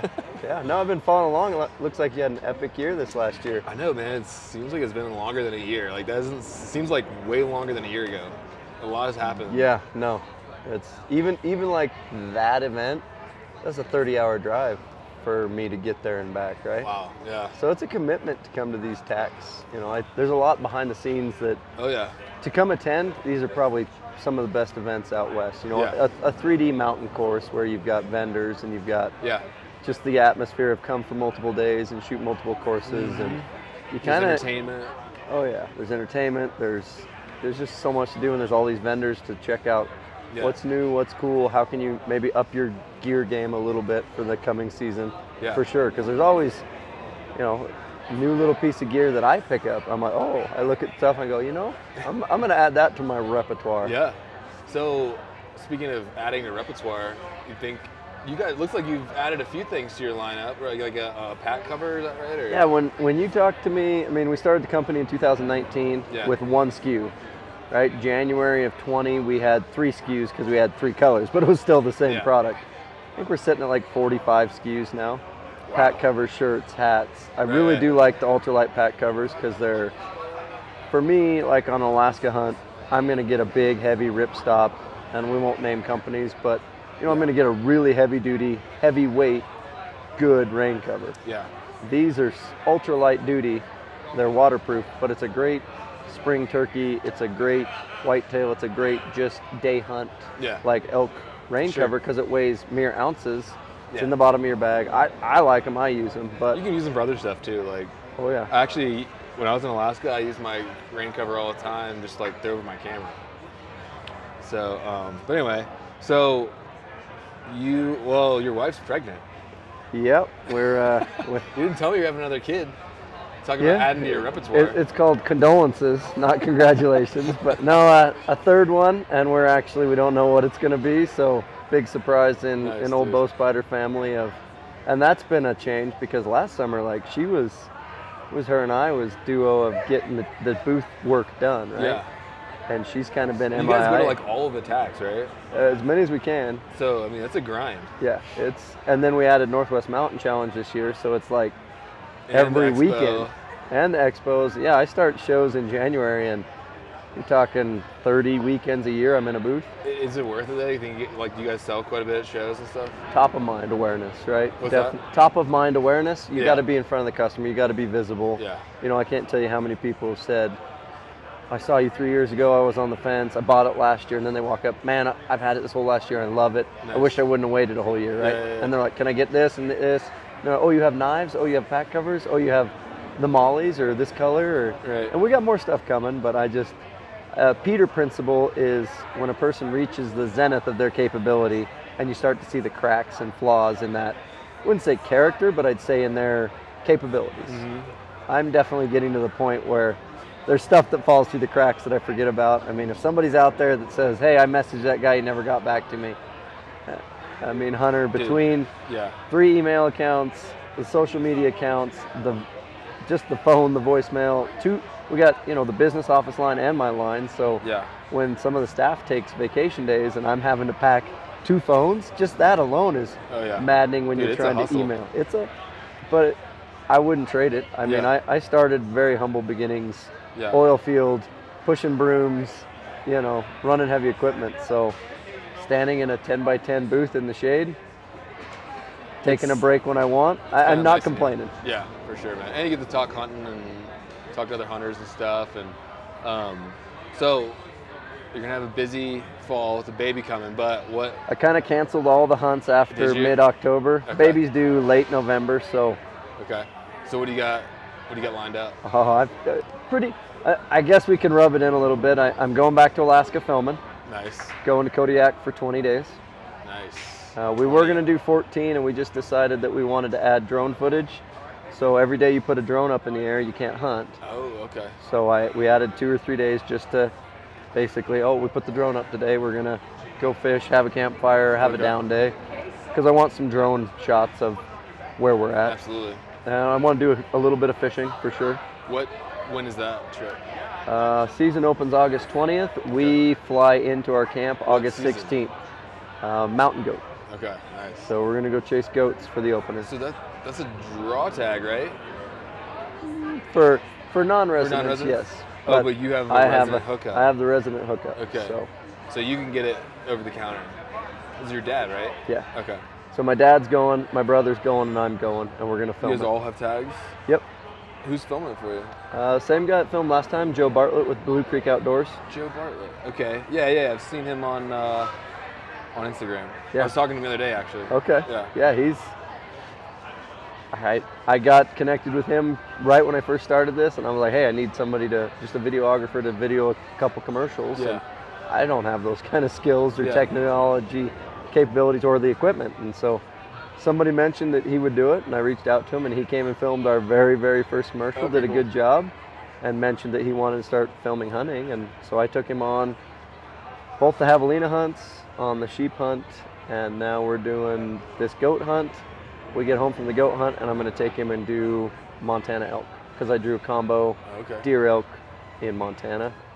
So we're going to go kind of center of the state, just go on public land, and a little bit of a shot in the dark. I've done some Google Earthing and some Yeah. OnX map researching and trying to find some drainages. and Yeah.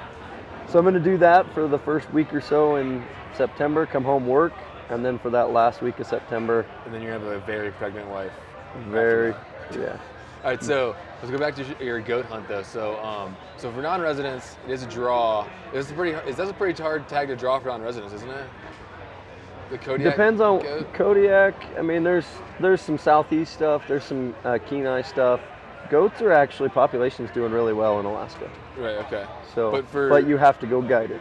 Are That's the goats in mainland Alaska native, or are they introduced like the Kodiak ones? I want to say they're native. Okay, I think yeah. they're just from BC all the way up. Yeah, they're yeah, just yeah. there.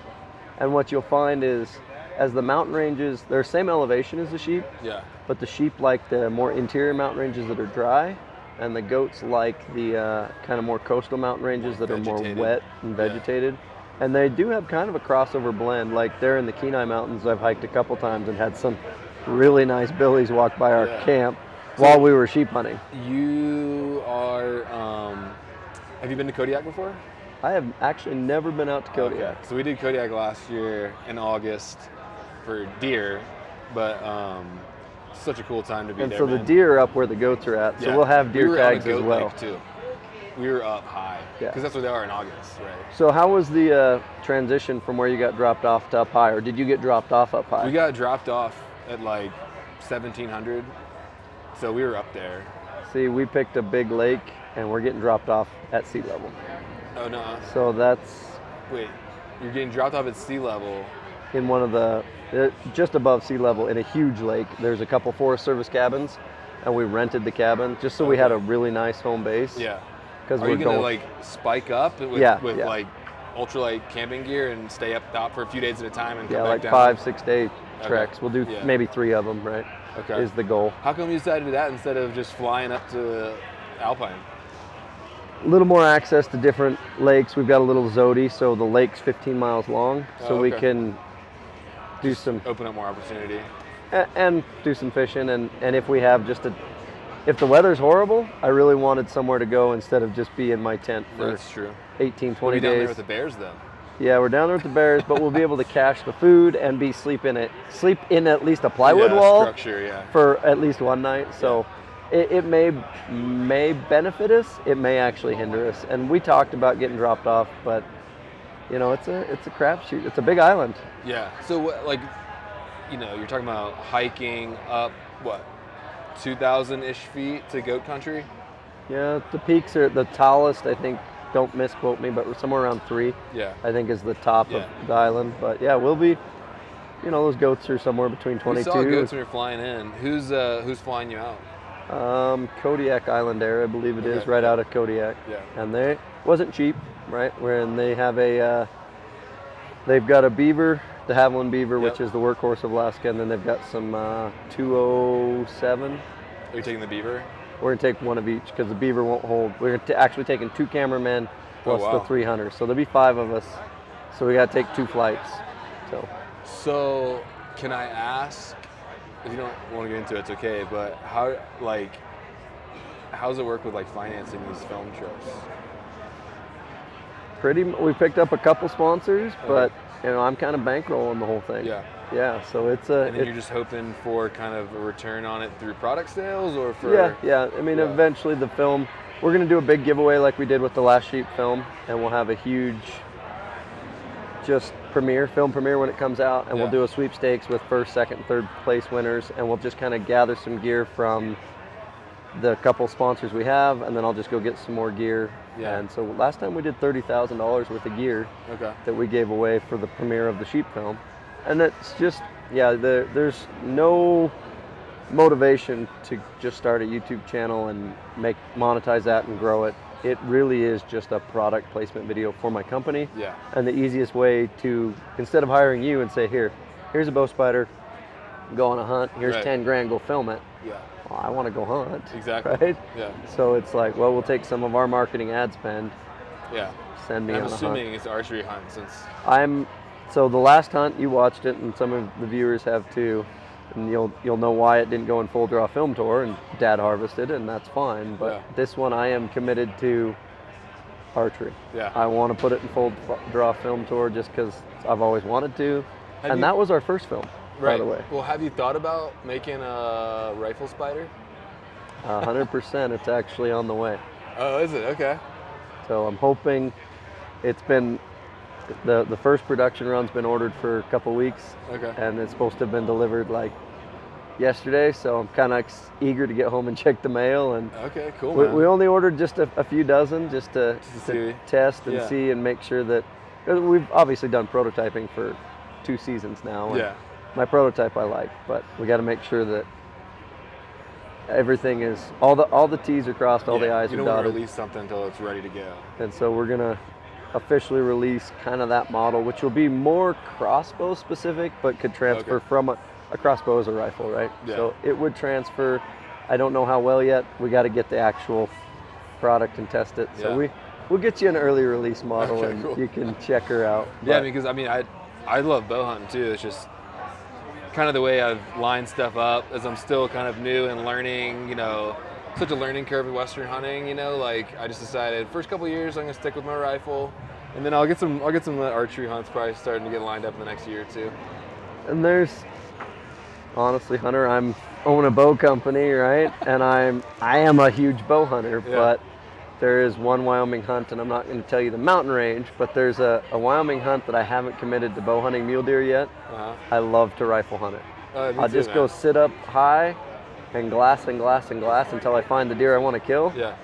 And it might take 5 hours to hike to him, but once I get over there and pull the rifle out of the backpack, and I like to wait till after. I focus on elk in September.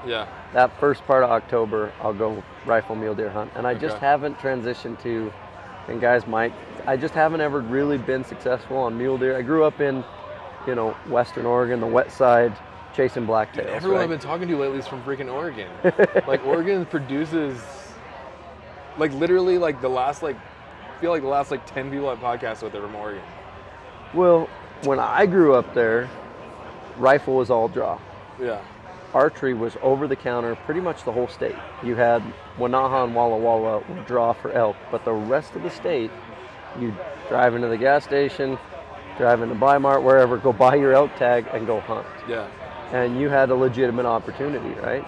Now you're pretty big hindrance from a rifle to a bow, but the other thing is if you didn't fill that tag early season, they had a late season Roosevelt cow tag. So I could go put protein in the freezer in the fall, and I could go chase horns in the early part of the season. Now, I never did kill a bull.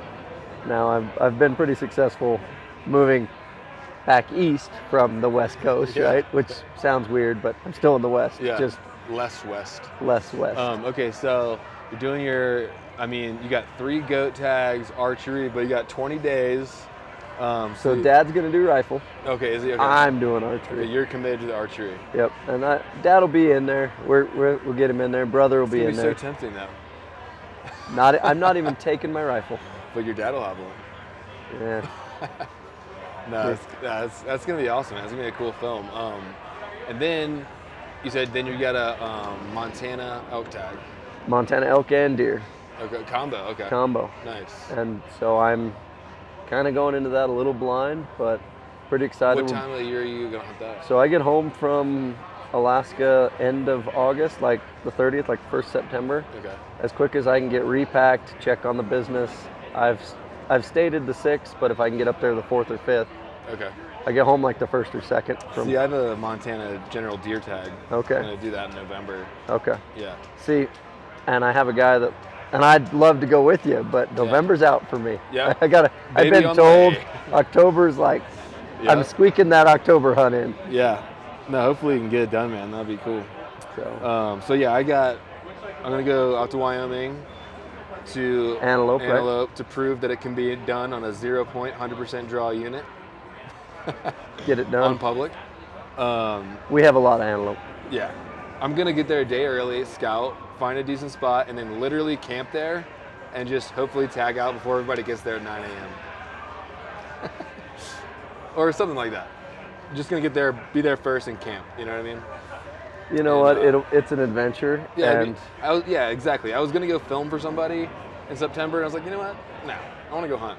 So I'm going to bring a young gun camera guy from Virginia out with me, and so I can focus on trying to kill. And then I'm teaming up with another camera guy to go do. I have a deer tag and an elk tag in Idaho in October, and that general elk, and then doing a DIY rifle coos in January. so I did that Coos and Javelina this last year, and that In was Arizona or yeah, the archery over the counter one. it's a tough I hunt. did that too. It's So 2 years ago I did it. I drew Javelina as well. I didn't do the archery over the counter. I actually drew the Havy, Okay. and then bought the Coos deer tag. Yeah. Haven't been successful on deer either time. I did get the Havy the first year, but this last year, snow, rain. I mean, and then I had a show in the middle, left, came back. It was killing a coos deer, the bow is next level, man. Like that's hard. that's a hard. It's a very, very hard. Like I have a whole new level of respect. If anybody can get it done on a coos deer with the bow, you're like legit. Yeah, I consider myself a halfway decent hunter, and yeah, like we've seen a few muleys, and no, it's a tough hunt. It's very tough. Take high power optics and be prepared to sit and glass. You need to be in your spot before daylight glassing for them. And you got to know that the coos are in different spots than the muleys. But the thing about it is, even though it's an over-the-counter tag, because you can hunt both species on that tag, and because the muleys are bigger, arguably sexier, and arguably easier to kill. Yeah. Easier to find, at least. Easier to find, and I'd say easier to kill. I'm not saying they're easy, but I'm saying a little easier maybe than the coos. But what I'm trying to get at is like you can find like Boone and Crockett coos deer on over-the-counter tag. Because especially during the week, guys aren't really hunting them that much. No, there's more non-resident guys really hitting that hard. I noticed. I picked my week. I came down. But everybody a lot I of them talked stay in to, the flats and chase the muleys. Not too many guys are looking in the mountains for the big. And there's big coos. Like we went out there, we saw probably 5, 6 like Boone and Crockett coos deer. So my Havy tag was kind of north of Phoenix. Okay. So I was more up. So I want to try and hunt south. And we were on the border. Yeah, I want to go down where you're at. Yeah. This next time I already have a Havy. He's already mounted. He's cool in the shop. Yeah. I don't need another Havy tag. I want to go kill one of those things. So you got anything? You got your eyes out to 2023 yet? I tell you, I'm going sheep hunting in 23, didn't I? Yes, you did. Yeah. And who'd you book with? Jeremy Roosink or Rogue Expeditions. Okay. Yeah. You know of him? I've been following Jeremy and talked to him quite a bit, and he seems to be a legit He's supposed guy. to be good, yeah. Yeah. Remy hunted with him, so I mean, can't be bad. Yeah. No, I think he had a gets after cancellation, it. and I just said, I've always wanted to do it. It's not Let's getting do it. easier, not getting cheaper. So it ain't cheap, but it's gonna be. It's not less cheap. It's not easy, but it's more you wait. going to go up another. And it's just blown my mind how quickly those tags have gone up. Oh yeah, it's when I first like 3 years ago when I first looked at it, it was like 19, 20, 21, and now it's like 24, 27. 26. If you find somebody that says they'll do it 21, you're going to get a crap trip. Yeah. But just look at, depending on which plane you're flying in, Yeah. the fuel, they're buying fuel at $7-8 a gallon for aircraft fuel, and they're hauling it after they buy it. Yeah. They're hauling it on a flatbed trailer to wherever the plane And is. just demand. Yeah. Oh, yeah. I think the demand is the piece was Supply and demand. nobody could go to Africa. Yeah. Nobody could go to New Zealand. Anybody that's like, hey, I want to go adventure, travel, hunt around the world. Yeah. All the stands are out. Europe's out. Yeah, Everything's especially out. if you don't get vaxxed. Yeah, if you're not vaxxed, you're not. Yeah, I'm not getting vaxxed. The one thing left is Alaska, and those guys are all booked. Yeah, I mean it's the most affordable sheep hunt in the world, and it's over the counter. And the For sheep now, population's anyway. doing all right. Yeah. Yeah, just praying that the winter's not too bad up there this year, and You're gonna have a blast. Finding sheep is not hard. okay. Is it hard finding legal ram, or is just Yes. Yeah. And it's really hard judging the ones that are borderline, right? Yeah. A sub is easy. That's like, Right. it's like looking at a 3-point mule deer in a 4-point zone, right? But a crab pincher 4-point versus a big 4-point at a long distance, is he a 3, is he a 4, is he a 3? You got to get the spotter out. You got to really, you know what I mean? But a big mature, it's easy. But it's those in-betweens, whether it's moose, anything. It's the ones that are right on the borderline. It's like, which, I mean, they do have the age rings too, but I spent, on my very first sheep hunt, I've been on 5 now. Wow. We spent 2.5 hours at about 300 yards from 2 bedded rams trying to, because we're higher than them, so it's really hard to see how they pass full curl. That's the last thing you want. And we killed Kill 2 some 8-year-old legal. rams, right? So, but we sat there forever, and the way they were bedded, we just couldn't get a count. The one we knew was legal, he was actually passed. And he was about, exact measurements, they're not big rams, but they're legal rams. Yeah. That's all I care The about. one is like, we know he's legally killed right now, but we got 2 guys there, and we're both wanting to kill a ram. And so, we spent a long time, and finally, because he's bedded away, looking away from us, and we're trying to look at the back inside. Finally, he turned for some reason to kind of look back at his buddy that was facing us, that we knew right out the bat was legal. And when he turned, it was like, yep, he's legal. And then it was game on. Nice. So, You get him? no, we missed one of the 2. Kind of muzzle blasted each other, and we got him later. Okay. 2 days later, we chased him like another mile and a half up the drainage, and Okay. but he got away clean miss. So my buddy Brady at Go Hunt, he's gonna go hunt Marco Polo are you kidding in me? Tajikistan this year. That's still out of my price range, but Argali, Marco Polo, Marcor, all those kind of. That'd be sweet, man. Well, cool, man. Well, did I ask you? Oh yeah. Do you have anything like looking at long term for 23 or not yet? Nothing's really. We'll see what I draw. You know, do some more whitetail. Africa's kind of out. If New Zealand were to open back up, I did. I am gonna go do golden dorado and dove in Uruguay. Oh, cool. Next spring. Cool. So we're going down for 7 days to shotgun dove, and I'm going to take a recurve and try and at least do one with a bow just to say I did it. Well, but dude. golden dorado is what I'm actually looking forward to. So going and catching a fish. Yeah, man. Which is. But go Google a picture. If you don't know what golden dorado are, I always joke around because like my hunting buddy is a huge fisherman. And I don't know, man. Like, I think it's just because I suck at fishing, but it's like I don't know. I can't imagine traveling to go catch a fish. Did you do much fishing growing up?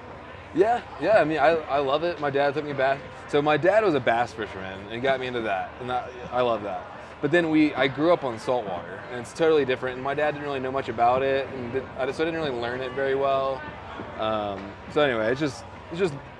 So see, my dad was a big steelhead fisherman in Oregon. We did that Thursday after school. If school was out Friday, we did that Friday and Saturday, right? Like every week. Yeah. So I grew up on that, and that's why I think I've gravitated more towards the hunting. I can fish, but the adventure fishing, for some reason, I want to get a marlin. I want to go get a sailfish, right? I have hooked a marlin. I have never hooked one. DIY too, but we were such idiots. I was literally fighting this thing. Me and my buddy, like in college, just went out on our boat and just off the Norfolk Canyon, hooked a white marlin. He's jumping, and I looked down, and it was my buddy's stuff. He didn't have the reel wasn't even all the way screwed onto the rod. It was about to fall off, and I was trying to screw the reel it, up. and then he got off the line. But my wife on the Kenai River hooked into a pretty good king. Never saw it. Yeah. It was on the sockeye setup, but it's a bait caster reel, but upscaled from what guys use for smallmouth, right? And we're talking, I spooled it with Dacron, like 250 yards of 50-pound Dacron, and then it had like 40 or 30-pound mono, like 20 yards, right? So you got that elastic shock absorber, and then you got a good backing, so you got a lot of yardage. Yeah. And I mean, the drag was probably 95, 92% tight, just enough that the sockeye could take a little drag if they needed to. And she's screaming at me while she's reeling like that, the drag's not tight, the drag's not tight. So I kind of weighted down, took the rod from her. I mean, the rod's almost doubled over, and it's a medium to heavy action rod.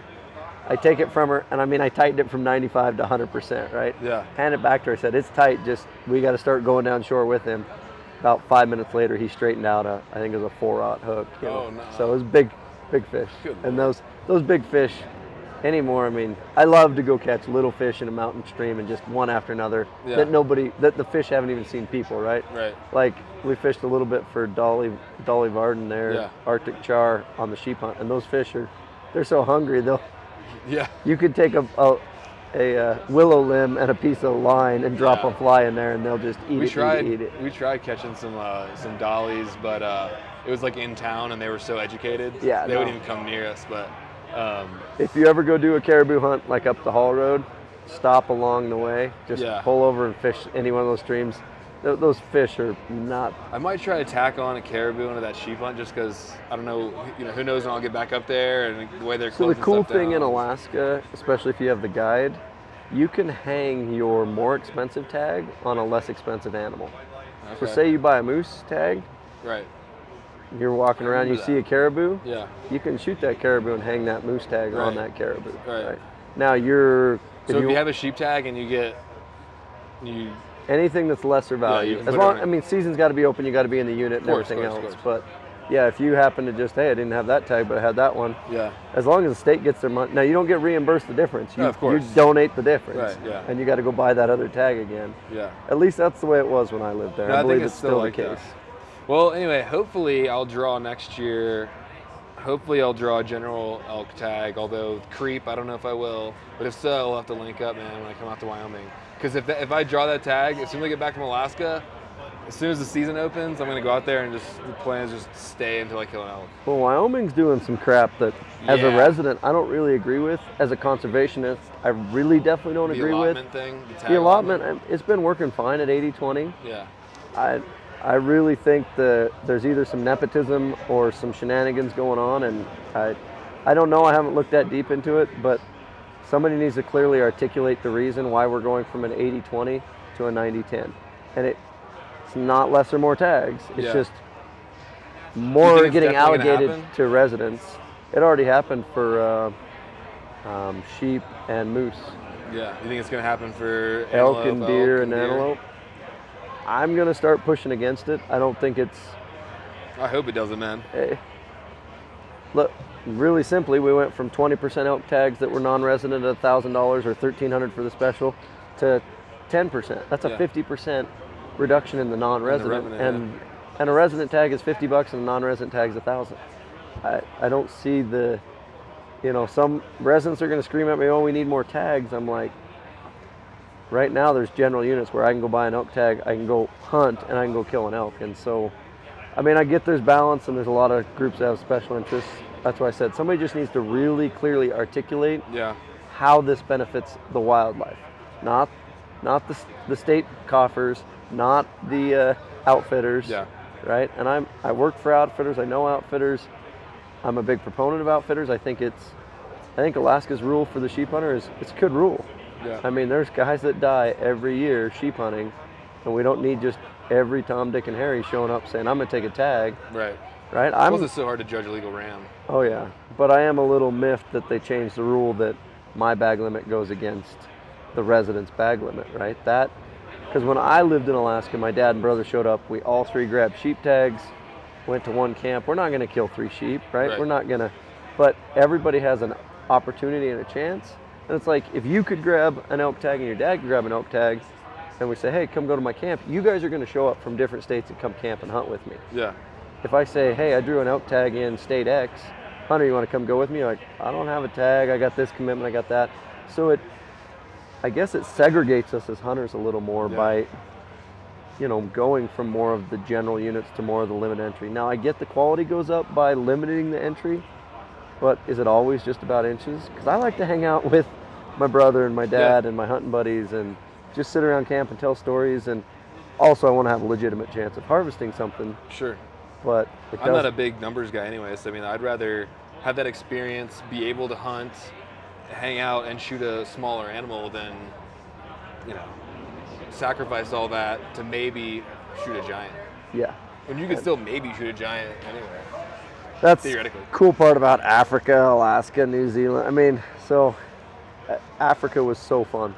Yeah. We've talked about already, but the dangerous stuff aside, the other stuff aside, just getting back in the evenings, sitting around the campfire, getting to hear and share stories and pictures, and because we all three went different directions every day. Yeah. It's like those old big elk camps where you had 30 people in them, right? Yeah. Well, we walked this ridge and saw 4 bulls and we killed one here. Well, we walked this ridge and didn't see anything. We're going to come back to your ridge, help you pack your meat. Maybe there'll be some elk there. Yeah. Right? Kind of that community, camaraderie, team building, just family event instead of this. I don't want competition, elitist. Well, if you drew a tag and I drew a tag and they're both September and they're both different states, you call me up and say, hey, can you come help call for me? I'm kind of like, am I going to take time away from my tag to help yours? Which one's a harder tag to draw? Yeah. Which one takes priority? How good of friends are we, right? Versus, no, I'll grab a tag in your state, you grab a tag in my state, I'll come hunt with you for a week. Come hunt with me for a week, we'll have a good time. Yeah. The pressure and I mean, point creep sucks. Yeah. And turning everything into, I got to wait 20 years to draw a tag. Africa was fun. I've tried to explain this to several people. You're talking about your sheep hunt, the money you're spending on a sheep hunt, or the money you'd spend on a moose hunt, or the money you'd spend on a caribou hunt, right? The flight to Alaska is similarly priced to the flight to Africa. Yeah. I mean, it's 60-40. And you get to Alaska, you might pull the trigger one time, right? You go to Africa, you're pulling the trigger 7, 8, 9. How much money did you bring? Keep pulling the trigger. So as far as like shot placement experience, real world experience, right, Hunter? That's Africa. You talked about it, and it's how do you get better success and more odds and better? You just get more tags and you hunt harder. Yeah. And you eat a few, but eventually you'll figure something out, right? Yeah. A blind squirrel stumbles across an acorn every once in a while. That's right. So cool, what's new for you other than the sheep hunt? Not much. Just got I got these 4 big hunts this year, and making films on those. And how much time you spend in editing, and how long does it take from when you film to when you actually launch?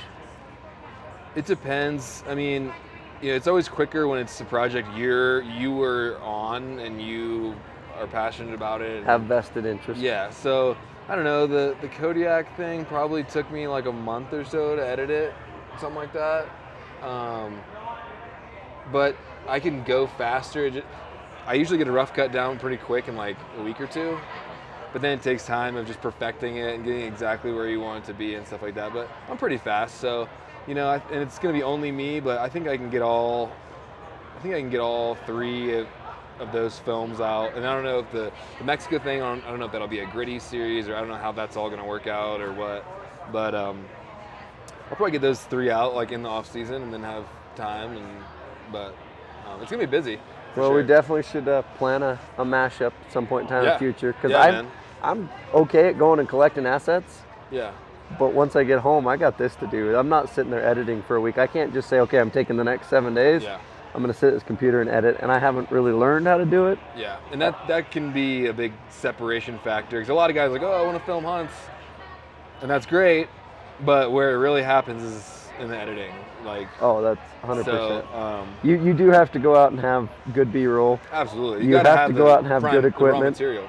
You've got to have a hunt where something happened, right? If we went on a javelina hunt and didn't see, or a coos deer hunt, and didn't see a javelina or a coos deer, and we sat in the tent in the rain for 7 days, that's going to be pretty hard to edit and produce. You have to have the raw material, but you can have the best raw material in the world. If you don't know how to put it together, it don't matter. It's like the best lumber on the planet sitting on a pile. If you don't have the right builder, it's not going to be a house. So. Not going to be a nice house, at least, when it's done. But yeah, man, for sure. I definitely want to link up at some point. But anyway, good talking to you again, as always. No, I'll come on anytime. Yeah, dude.